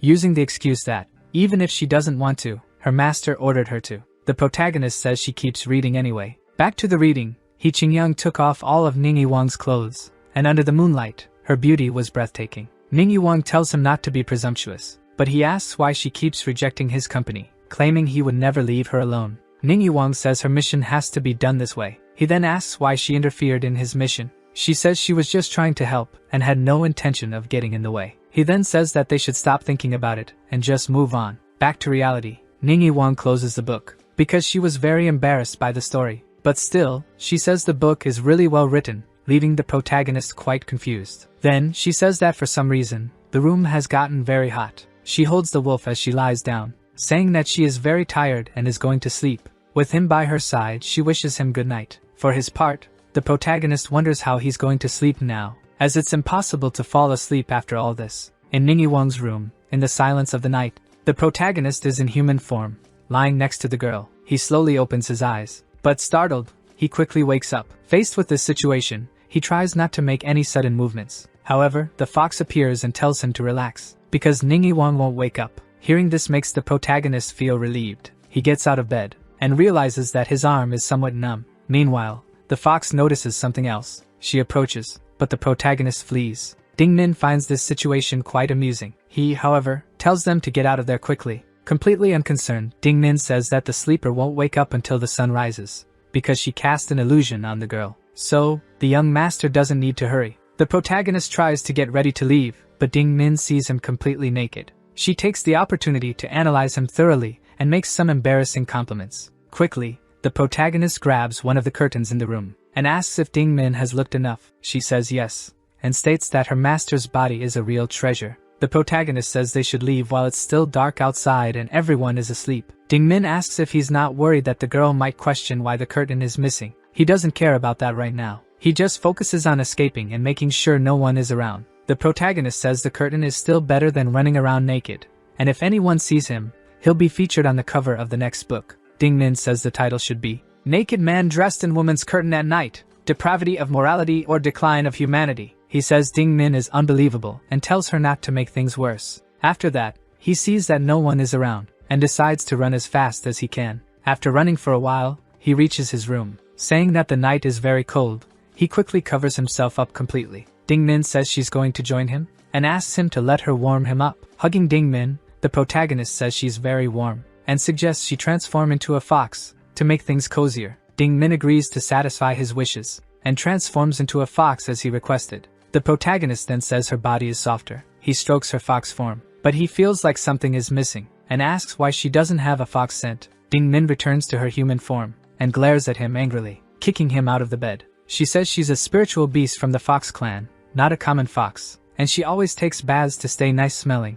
so she won't warm him up in bed anymore. The sun brightens around the protagonist's room. In the morning, he decides to meditate, thinking about how he broke through his cultivation barrier the previous night. Now he wants to see the difference. A spiritual flame ignites near him, and after taking a deep breath, he channels his energy, and it flows throughout his body. The protagonist imagines himself in a different place, where the sun sways with grace. The waves spread across the water. The spiritual soul domain is different from the previous domains. It is deeper and has harmonious connections between nature and the universe. After finishing the meditation process, he stretches, still feeling a bit sleepy. But soon he gets up fully, because a new day is beginning. He sees his sister on the street, and wonders what Li Jin is doing at Luxie Peak. The protagonist greets her as a fellow disciple. She recognizes him and says that he finally showed up. Jingqing also greets him and says she wants to do an interview with both of them. As soon as he sees her, he tells his sister that she wrote inappropriate things in the last edition and that she needs to tone it down and report events more clearly. But she says doing that doesn't generate interest. Mixing reality with fiction increases engagement and helps sell the work more easily. He says the fellow disciple must have something serious to talk about, and suggests they schedule the interview for another time. His sister agrees and leaves the two of them alone to talk. With that, the protagonist says the disciple came there to meet him, and asks what she needs. But before she can answer, the protagonist notices that Jingqing still hasn't left. He quickly calls her attention, and she says she's really leaving now. This sparks a new idea in her mind. A private conversation between two possible lovers, and a love triangle emerges. She concludes this is a hit. Jingqing then says her final goodbye. Relieved, the protagonist says they can continue talking. She says it's nothing important, just that her father invited him for lunch as thanks for saving his daughter. And if he agrees, she will ask for 2 tokens so they can leave the celestial realm. The protagonist asks if that's possible. She says her family has some business with the sect, so some reasonable requests can be granted. He thinks about the proposal for a moment, concluding that during this time, he could visit the He family and ask how to master transformation, and he needs to solve this before the 3rd mission. The girl says that if he thinks it will be a problem, he doesn't need to go, as her father usually ends up scheduling things without asking. But the protagonist says he will go. She then hugs him and says he really is a good person. But at that moment, Ningyi Wang arrives on the scene, and seeing the two of them in this state, she doesn't like it at all. The protagonist's happy smile near the girl. It leaves Ningyi Wang completely possessed. Without the protagonist noticing her presence, Ningyi Wang turns around and leaves. Ding Min appears in her spiritual fox form and tells him that Ningyi Wang was there, but has already left. She believes that Ningyi Wang wanted to find him, but she looked very angry. He immediately tries to imagine why. But as soon as he imagines her angry, he gets scared. He then tells his companion Li that he has an appointment with someone and now needs to go meet them. Li says it's no problem since she also has to leave and return to class. The protagonist then says goodbye, and Ding Min points in the direction of Ningyi Wang. Far away, near a river, Ningyi Wang runs across the water. She takes advantage of her anger to practice, and cuts down some trees with her sharp sword. She finishes off all the imaginary enemies. From a distance, the protagonist watches the scene. The fox says that Ningyi Wang's heart is wavering, and looking at her hands, you can see they are trembling. So, she's really mad. The protagonist says he learned those movements recently. The fox asks if he's feeling okay. He replies that he is, that he was just thinking about what he learned recently, and that it would be good to learn new skills. The fox says he should go ask Ningyi Wang if she was looking for him and why. She also says that he shouldn't just watch her training from afar because now is not the time to learn something. But he only says that he's trying to learn new skills to escape from her if necessary. And besides, she should know that Ningyi Wang hates demons, and he doesn't want to die at her hands. Ningyi Wang hears something and asks who's there. With no other options, the protagonist presents himself. Ningyi Wang asks what he's doing there. He says he was informed she was near his dorm, but she left suddenly, and he's not sure if she was looking for him, but wanted to make sure. Ningyi Wang says she wasn't looking for him, so he shouldn't flatter himself. He tries to explain, saying that young Li Jin came earlier to ask about leaving the celestial realm, and he just wanted to thank her for helping him earlier. Ningyi Wang notices that the protagonist's scent resembles her perfume and finds it strange. She grows suspicious of this. and asks if he went to her room last night. With that question, he becomes very nervous and realizes that Ningyi Wang has a very good sense of smell. She insists on the question, demanding an answer, so the protagonist responds that he had no reason to visit her room. The protagonist tries to figure out whether he smells like her perfume or her shampoo, and Ningyi Wang, in turn, tells him not to move. She then examines him from top to bottom. With no escape, he uses his trump card and summons Ding Min, who greets the girl. Ningyi Wang is a little confused. Ding Min says she knows that Lady Yueha hates demons, so to avoid her sensing one's scent, she started using the same perfume that Ningyi Wang uses. She thinks it's fortunate that the perfume Ningyi Wang uses is common. For her part, Ningyi Wang thinks that the protagonist hesitated in his response but concludes she might be imagining things. Feeling uncomfortable, the protagonist wonders why Ningyi Wang is looking at him like that. She says she was looking for him to ask when he plans to accept the third mission because her master asked to rest, and she thought of taking a junior on a mission. With that, the protagonist says he understands, and says he will accept another mission when he returns from the Li Jin family. Ningyi Wang says he only did one mission with that little girl, but they've already become friends. He says not necessarily, but since she invited him as a thank you, it's hard to refuse the offer. But to be honest, he says his real goal is to use the forging skills of the Li Jin family, and he tells Ningyi Wang that she would do the same. But the girl only calls him shameless. The protagonist says Ningyi Wang doesn't need to act like that. He states that he doesn't have a good sword, and the difficulty of future missions will only increase, so he needs a reliable weapon to protect himself. Ningyi Wang says she's already answered what he wanted, so he can leave. The protagonist notices that she changed her attitude quickly and feels confused. She asks if he's not going to leave. He has no response. Soon Ningyi Wang draws her sword, and says that if he's not going to leave, then he should train with her. Happy with the invitation, he accepts. Ningyi Wang says it's been a while since he's been watching her, and with his talent and learning ability, he should know how she fights by now. The protagonist says that his mind understands, but following the movements is a different matter altogether. In his thoughts, he says she knew she was being watched while training, and he is surprised. Ningyi Wang lends him her sword, and the protagonist asks if she really wants him to use it. She says it won't be the first time. With that, he asks what she is going to use. Ningyi Wang picks up a twig from the ground, and says she will use it. The protagonist thinks that his level is the same as hers, and if she uses a twig against the sword, it will be embarrassing for him to lose. Ding Min tells the young master that it's better to hide his aura, so as not to leave too many traces connecting him to the wolf she knows. She also reminds him that he got the concealment talisman at the demon market, and now it's time to use it. Ningyi Wang wonders what the two of them are whispering about. She looks at them angrily, but Ding Min says she is just reminding her young master to pay close attention,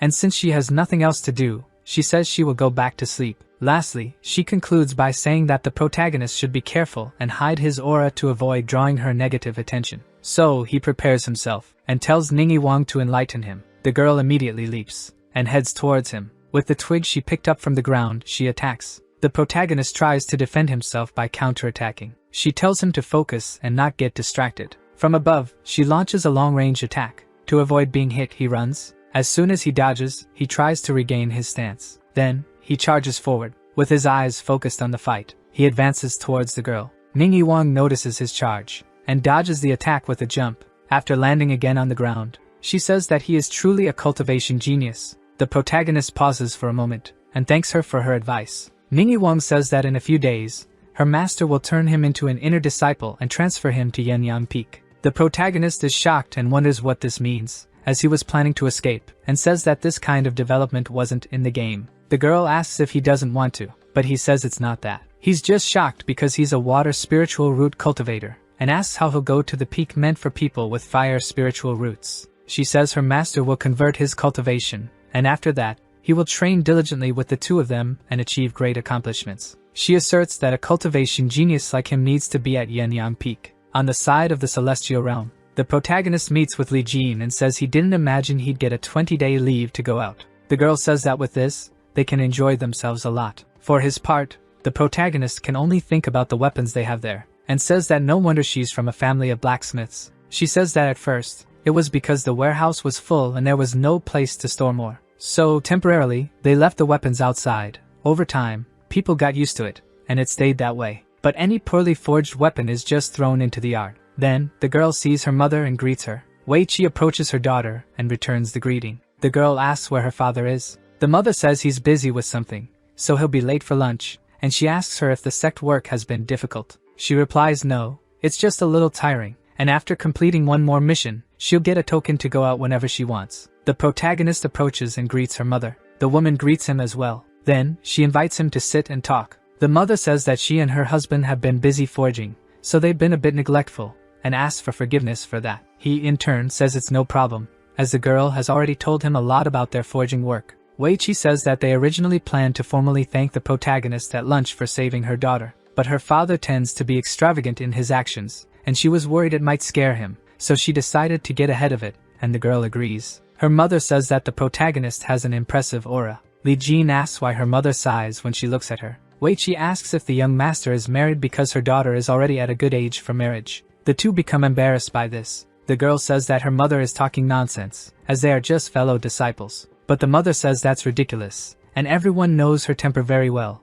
so no one has the courage to propose marriage to her. She quickly corrects herself, saying she spoke out of turn. Then she apologizes and also asks the protagonist to forget what she just said, though she still insists on a marriage arrangement for her daughter. The protagonist thinks that if the lady of the house is like this, he doesn't even want to imagine what the husband is like. Later, the protagonist goes to their house and meets the girl's father, who greets him with abundant joy and says that from now on they will be brothers from different mothers. The father immediately wants to become related to the protagonist, but he asks if that won't mess up the family hierarchy. However, he replies that it won't, because his family is always hospitable, especially to the one who saved his daughter, and even more so to such a handsome and chivalrous brother. The protagonist insists that he didn't do much, remembering in his thoughts that the girl warned him her father was an extravagant man. The wife reminds her husband that if he and the protagonist become brothers, the daughter will have to call him uncle, and that won't work for a future marriage. He then says that doesn't count, while Li Jin says she's never been this embarrassed before. The father offers the protagonist some fine wine. He says it's a 10-year-old wine,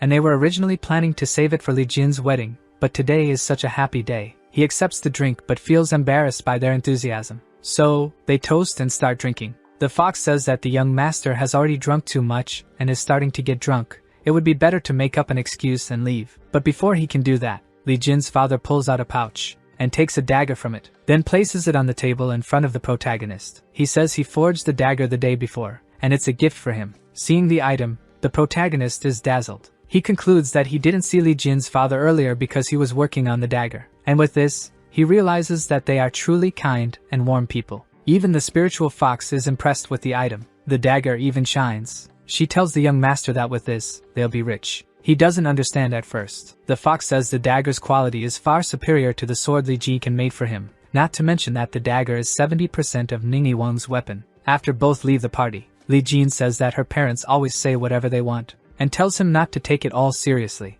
After that, the girl shows him the room where he will spend the night. As soon as he enters, the protagonist comments that it's very beautiful, and thanks her for all the hospitality, saying that he will take the opportunity to rest tonight. Li Jin then says goodbye, and as soon as she closes the door, she becomes completely embarrassed, and even thinks 1,000 times over not to say anything embarrassing. She also thinks that the idea of the protagonist as her husband is strange, and her parents should consider more how others feel. She even says she's going crazy over this. Behind the door, the protagonist hears that she's already gone. He then takes out a pouch of items, and pulls out a substitution puppet, throwing the doll on the bed. He orders it to transform. With that, the item is activated, and he orders the puppet to stay and sleep. Finally, he calls Ding Min, saying they need to go. Ding Min asks where they are going. The protagonist says they're going to his hometown. She says that from where they are to there, it would take 10 days even with the fastest beast, and there's no way to leave the puppet pretending for that long. He asks how he will learn to control the beast transformation. Ding Min asks if he's been hitting his head, and says she noticed that he's been forgetting many things lately. The protagonist admits that, indeed, before meeting her, he was badly injured and forgot many things. Ding Min then feels sorry for him, and says they can visit his aunt because she knows where she lives. He says that would be great. In another place far from there, there's a kind of demon market. Ding Min says this is another demon market, and the young master's aunt lives in the floating flower pavilion. He asks what kind of place that is. The girl says it's a place to drink and enjoy music. Then the protagonist asks if his aunt is a brothel manager. Ding Min responds that no, the demon girls only perform shows. They don't sell their bodies, and his aunt gave them a place to stay. He then asks the boatman to take them to the floating flower pavilion. The girl also says that the market is open to humans as well, so some charming humans visit the place to have fun. The protagonist didn't quite understand what she said, but she brushes it off and points to the pavilion. From the outside, the place is very large and well lit. The Pavilion is the most famous music hall in the demon market. It's home to many demon girls who were abandoned,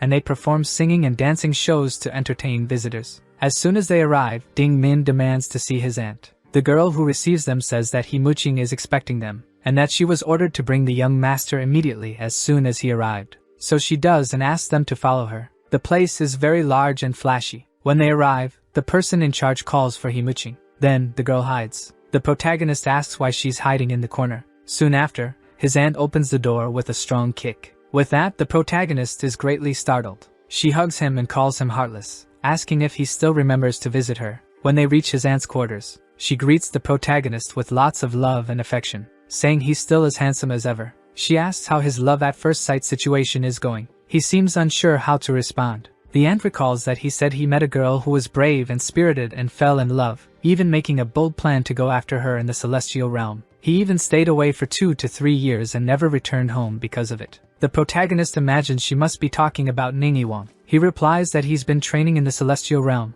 and without a pass, he couldn't leave. This time he got one thanks to a fellow disciple. And about that love at first sight thing, he says it was foolishness. Muqing then tells them to come inside to talk. He calls Ding Min to join them. The girl feels a bit embarrassed, asking if she can, and the aunt responds of course she can. They enter the quarters, and Muqing closes the door. She says that her nephew can stay and train, and asks which family elder isn't on the same level as the human cultivators in the celestial realm. Even though there's currently a truce between humans and demons, humans still reject kindness and hunt demons. She also asks if the protagonist isn't afraid of his identity being revealed. He replies that with the demon suppressor necklace, he can suppress his demonic aura, and besides, he can't leave until he completes enough missions. The aunt asks how many are left until he's free. 2, he responds. The woman thanks Ding Min for her help. She says it's no big deal. With that, the aunt asks what's going on between them. The protagonist responds that Ding Min is just his spiritual pet. Muqing understands but remains suspicious. She asks what his current cultivation level is.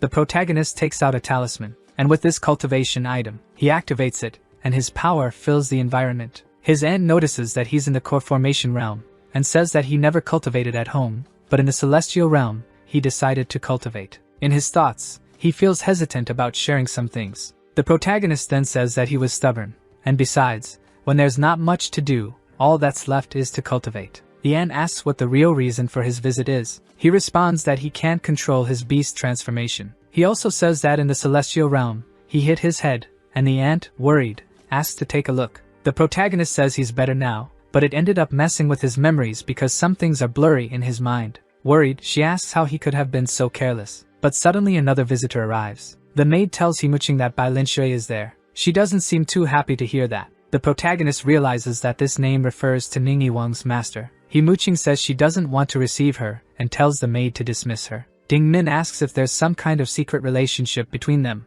The maid says that Bai said if she doesn't see her, she'll throw a tantrum at the entrance. The protagonist realizes this is quite a direct threat. He becomes worried about exposing his identity, but the aunt assures him that the woman doesn't know him, so he can relax. She says that the two of them will stay in the room, while she goes to resolve this situation. She does just that, and before leaving, she orders the maid not to let anyone enter her room. Outside the establishment, Muqing asks Bai if she wouldn't leave the boat until going there. Bai responds yes, and asks if she isn't going to help her get out. Muqing tells her not to exaggerate, but still helps her. Bai Linshui says she likes that. She then gets off the boat, and Muqing asks what she came there to do. Bai Linshui simply replies that she came to drink and enjoy the good music. Still hiding in the aunt's room, the protagonist tries to peek outside. Then he sees his aunt accompanying Bai Linshui, but he soon notices that Wang also came along. Bai talks about a quality treasure. The aunt says that most of the people in her pavilion are demons, and asks if having Bai's disciple there will be alright, since she hates demons. Wang feels a bit uneasy, and says she only came to accompany her master for some fun,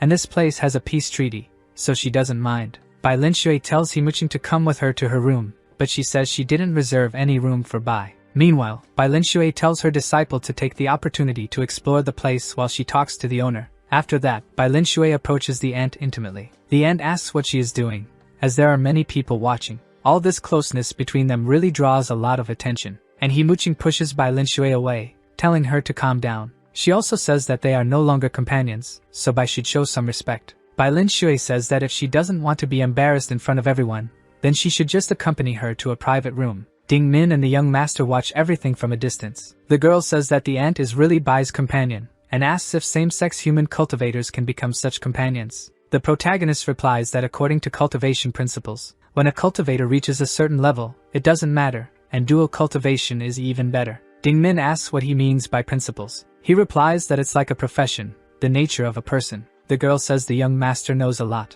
She adds that she would love to know more about the two's story. The protagonist calls her a gossip. Ding Min asks what that means. He replies that it means she loves to hear other people's stories. The girl simply says that it's in a woman's nature. A little while later, the two move away from there. Himuching goes to a room and closes the door. She feels a bit uneasy about her company. Bai Lin Shui, who was previously excited, now also seems a little uncomfortable. She gives the ant a hug, and asks when she will forgive her. Himuching says that the immortal master should not forget her identity. Humans and demons are different. Bai Lin Shui says that it was like that in the past, but now humans and demons live in harmony. The ant says that her disciple doesn't think so, and she has heard many stories about her, and if she keeps killing, it won't be long before she wipes out the demon race. Bai says that she knows about He Qingyang. She adds that if Himuching wants to keep that secret, she should treat her well. Uncomfortable with this situation, she asks how Bai found out. Bai Lin Shui says that when she held him as a baby, she felt his aura and always remembers those she touches, saying that Himuching should know that very well. Himuching feels a mix of emotions with such closeness. Bai Lin Shui removes her hands from her, and Himuching tries to show dissatisfaction. However, Bai Lin Shui doesn't seem convinced by this. The ant gets angry at being threatened, but when she shows her hands, Bai Lin Shui says that clearly her body desires her. Himuching states that she has said many times that the moment Bai chose the human side, everything between them ended, because Bai chose the righteous path, and she has nothing more to say about that. She also says that Bai must never play with her again, because she knows how she feels, and trying to threaten her will only bring more hatred toward Bai. Bai Lin Shui is shocked by these words. Then, she apologizes, but she insists that a person only has one companion in life, and they are each other's forever. Himuching seems to be impacted by this. Bai Lin Shui insists that she give her another chance. Still hiding in his aunt's room, the protagonist asks how much longer he will have to wait. Ding Min says it will probably take a while, as old friends tend to chat for a long time. He says he's going to take a nap then, but suddenly, he hears a noise and becomes alert. Ding Min goes to check what it is, and hears someone shout that an evil demon has invaded the place. In the women's room, they also heard the shout. Bai Lin Shui asks how an evil demon managed to invade the floating flower pavilion. The owner of the place says she doesn't know and asks if she's being accused. Immediately, Bai Lin Shui activates her abilities. Then she stands up, ready to fight, and jumps out the window, saying she's going to investigate. Himuching says she'll go too. Ding Min asks if the protagonist isn't going to go out and help, but he says that with Bai Lin Shui there, he doubts she'll need it. He also says that with Ningyi Wang nearby, he doesn't want to accidentally run into her. Then he says he's just going to sleep, and the girl agrees with him. Outside, Bai Lin Shui analyzes the area, and wonders how someone dared to invade her partner's pavilion. One of the girls sees the owner of the establishment, and tries to ask for help. But before she can escape, she's struck. The so-called evil demon reveals herself. She pulls her hands away from the victim, with the blood still dripping from them. She then sees Bai Lin Shui and says it's been a long time since they last met. Bai says that the enemy must have come looking for her then. Realizing the commotion, the protagonist wants to watch the battle,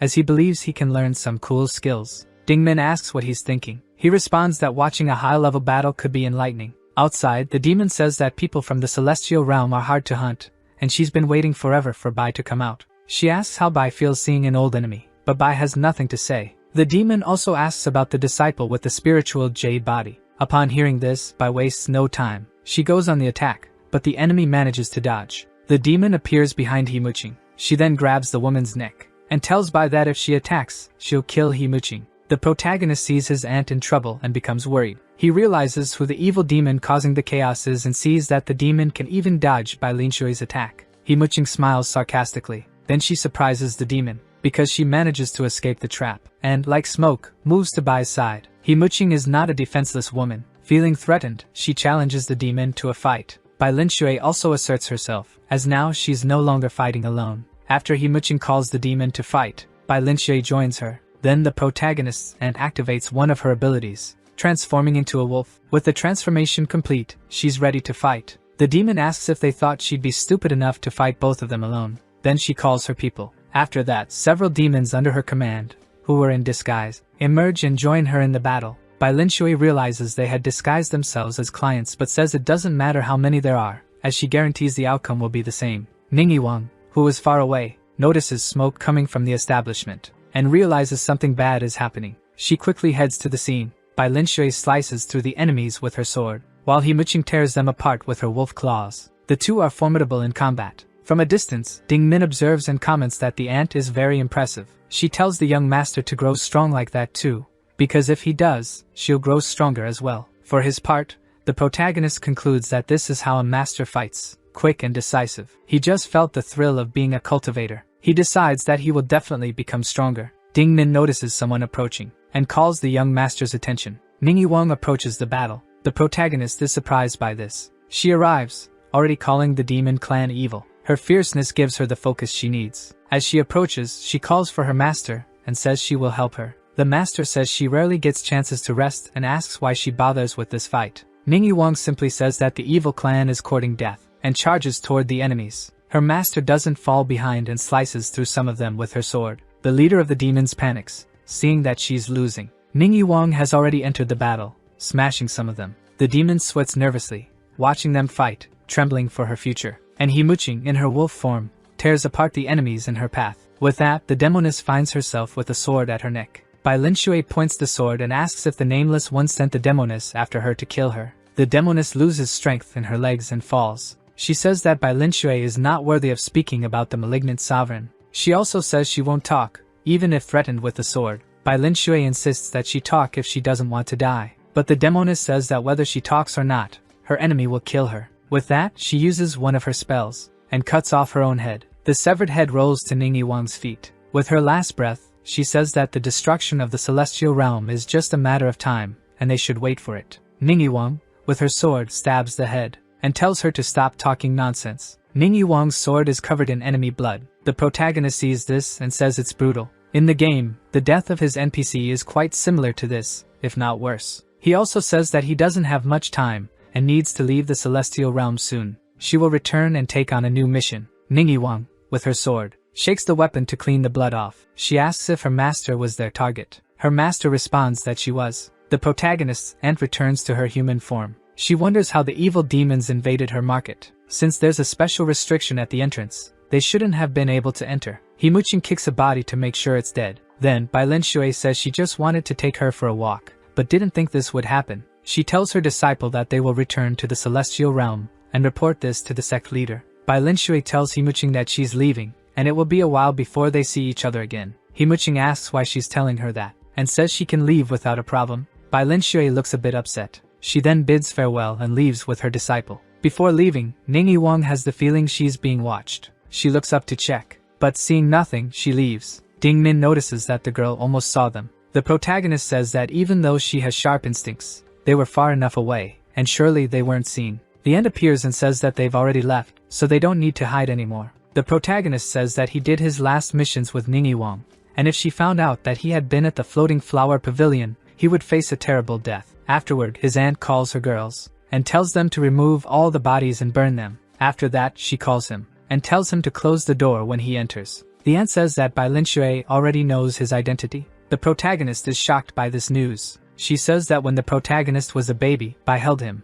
and that's why she still remembers his aura. He asks why she didn't tell her disciple about this and why it hasn't been exposed yet. His aunt responds that Bai will keep it a secret as a favor to her, so he doesn't need to worry. She also says that she'll teach the protagonist how to control his transformation and assures him that it's quite simple. The aunt touches his forehead and tells him that in the future, when he wants to transform, he just needs to focus his heart on it and concentrate. However, whenever he's about to break through to a new realm, it's better to return to his beast form. The protagonist thanks his aunt. Then, he asks why she didn't accompany Bai Linshui to the exit. Embarrassed, she asks how he dares to say something like that. She also says it's no big deal and that he should forget it. Besides, there was no reason for her to accompany her to the exit. But the protagonist says he noticed how she kept glancing at Bai from the corner of her eye, a look of love. His aunt scolds him and asks what a virgin would know about love, stating that the two of them actually have an old grudge. In any case, she asks if the protagonist has given his blood essence to someone. He asks how she noticed that. The aunt responds that she happened to quickly inspect his body, and asks if it was Ding Min who drank it.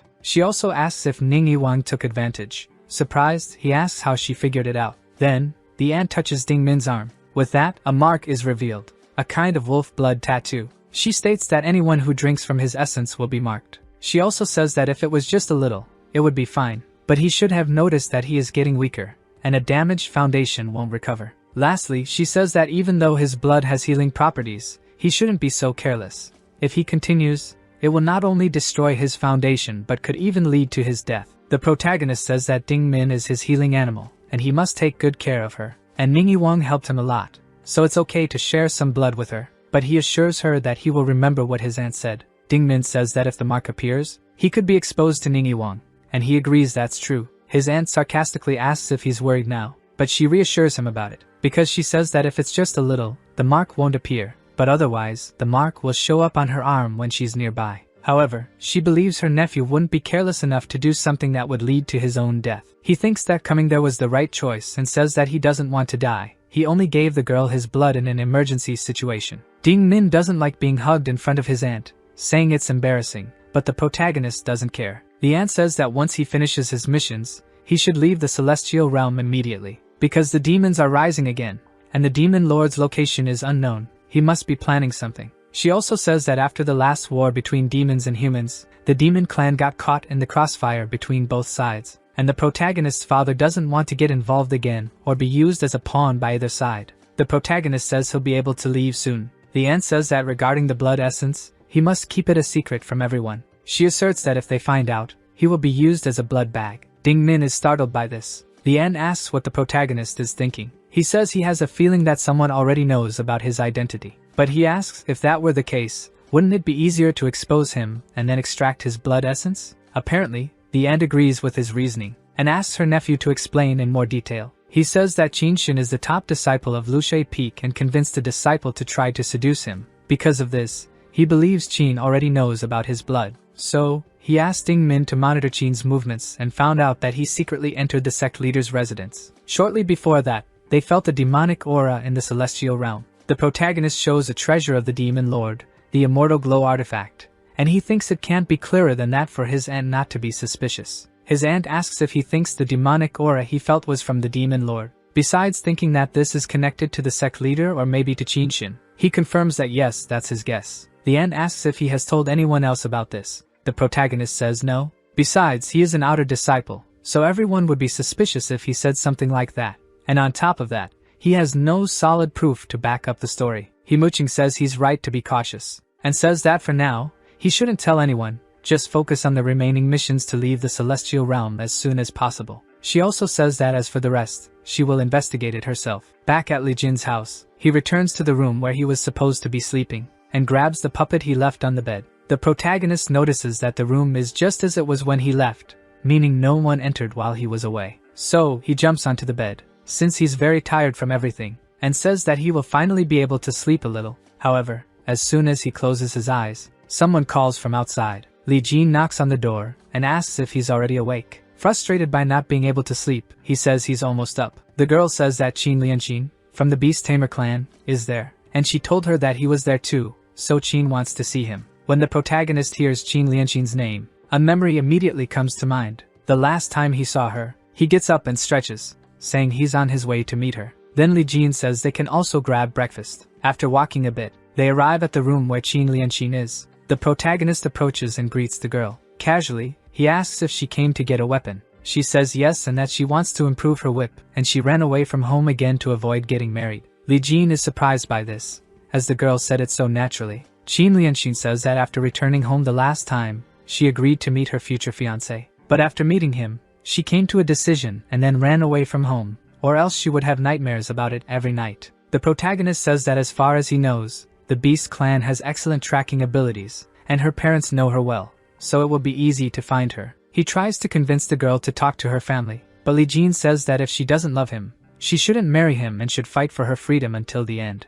Qin Lianqin says she feels the same, but she has nowhere to hide. However, Li Jin presents a solution, saying that if she marries someone she loves, the problem will be solved. Li Jin presents the solution to her friend, and is surprised, as Li Jin insists that this way she won't have to think about an arranged marriage. The protagonist hears the proposed solution, and thinks that it doesn't change the fact that the girl will still have to get married. Li Jin asks if her friend has someone she likes, even just a little, but Qin Lianqin says no. That complicates things, Li Jin says, adding that even though a fake marriage is just an option, it's still possible to separate after everything is settled. Li Jin asks if she at least has someone she trusts enough for this, but the girl says no. The protagonist feels a bit uncomfortable with this conversation. Then Li Jin looks him up and down. He notices and asks what she's thinking, but soon realizes and feels embarrassed, telling her that this is not something to joke about. The protagonist asks Miss Jin if she knows the reason for the arranged marriage, because it's best to understand first before solving the problem.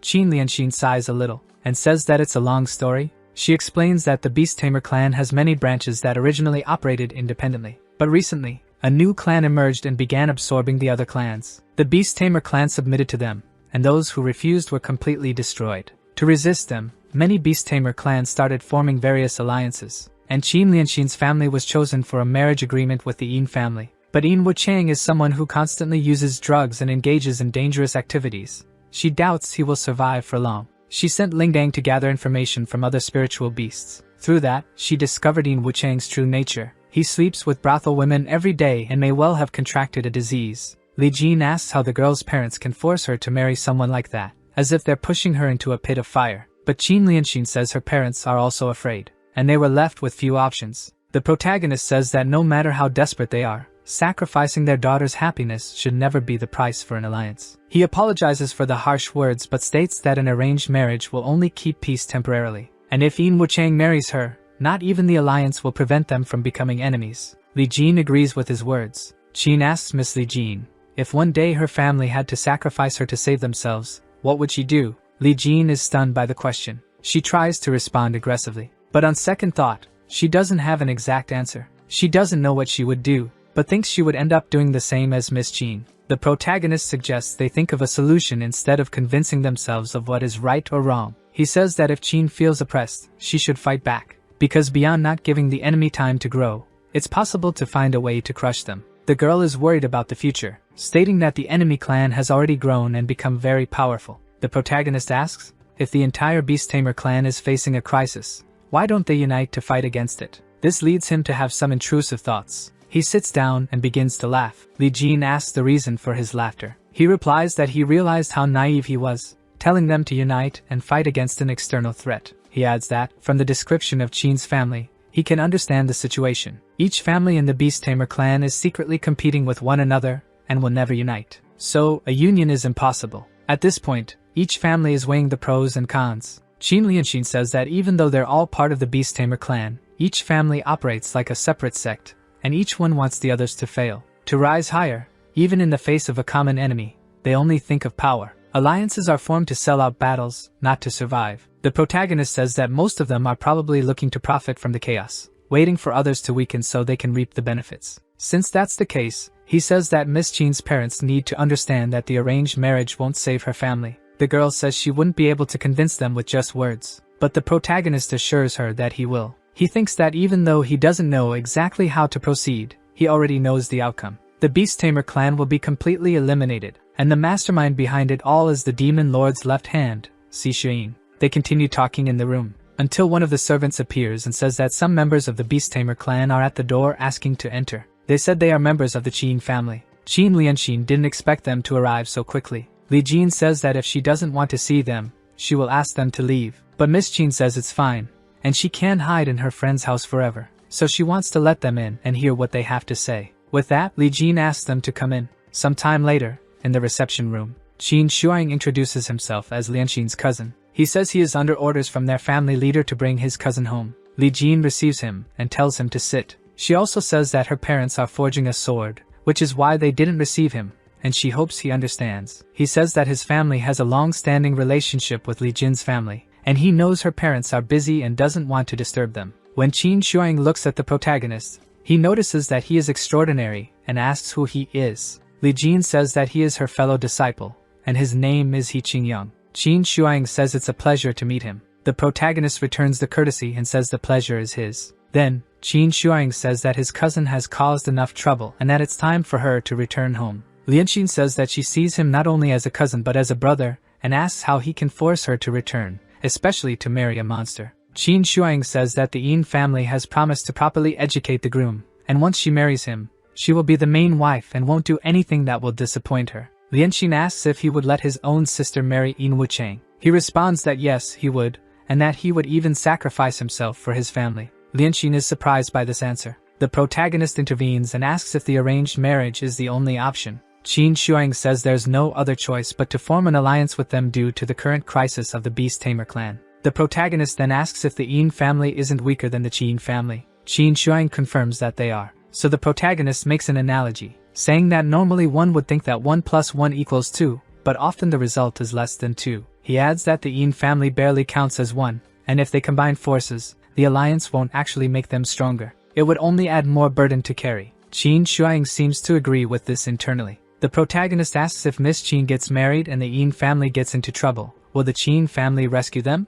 He states that helping them would only consume resources and give others the opportunity to benefit. Qin Shuang admits he has a point, but his family has no more time and needs to expand immediately. Then he demands that Lianqin return with him. She tells her cousin that she really doesn't want to marry Yin Wucheng, because she says she already loves someone. Miss Lianqin is about to say who, and the protagonist thinks she should say any name but the one he's imagining. But the girl declares that she loves the young master. He says that they had agreed to use other reasons to avoid this, but she insists that she cannot be separated from her beloved. Qin Shuang becomes angry at her decision, and tells the girl not to cause more trouble for the young master, as he clearly doesn't agree with her actions. She realizes she wasn't very convincing, and Qin Shuang orders his men to take her by force. The men enter the place, and apologize for what is about to happen, saying she shouldn't force them to act against her. However, Lianqin asks who said that the young master doesn't agree with her. The protagonist feels a bit awkward, but the girl holds him tightly, and then kisses him. In his mind, he wonders what is going on. Seeing this, Li Jin is shocked, and the girl's cousin is not pleased at all. Our video ends here. Subscribe to the channel so you don't miss the next videos. See you next time, bye.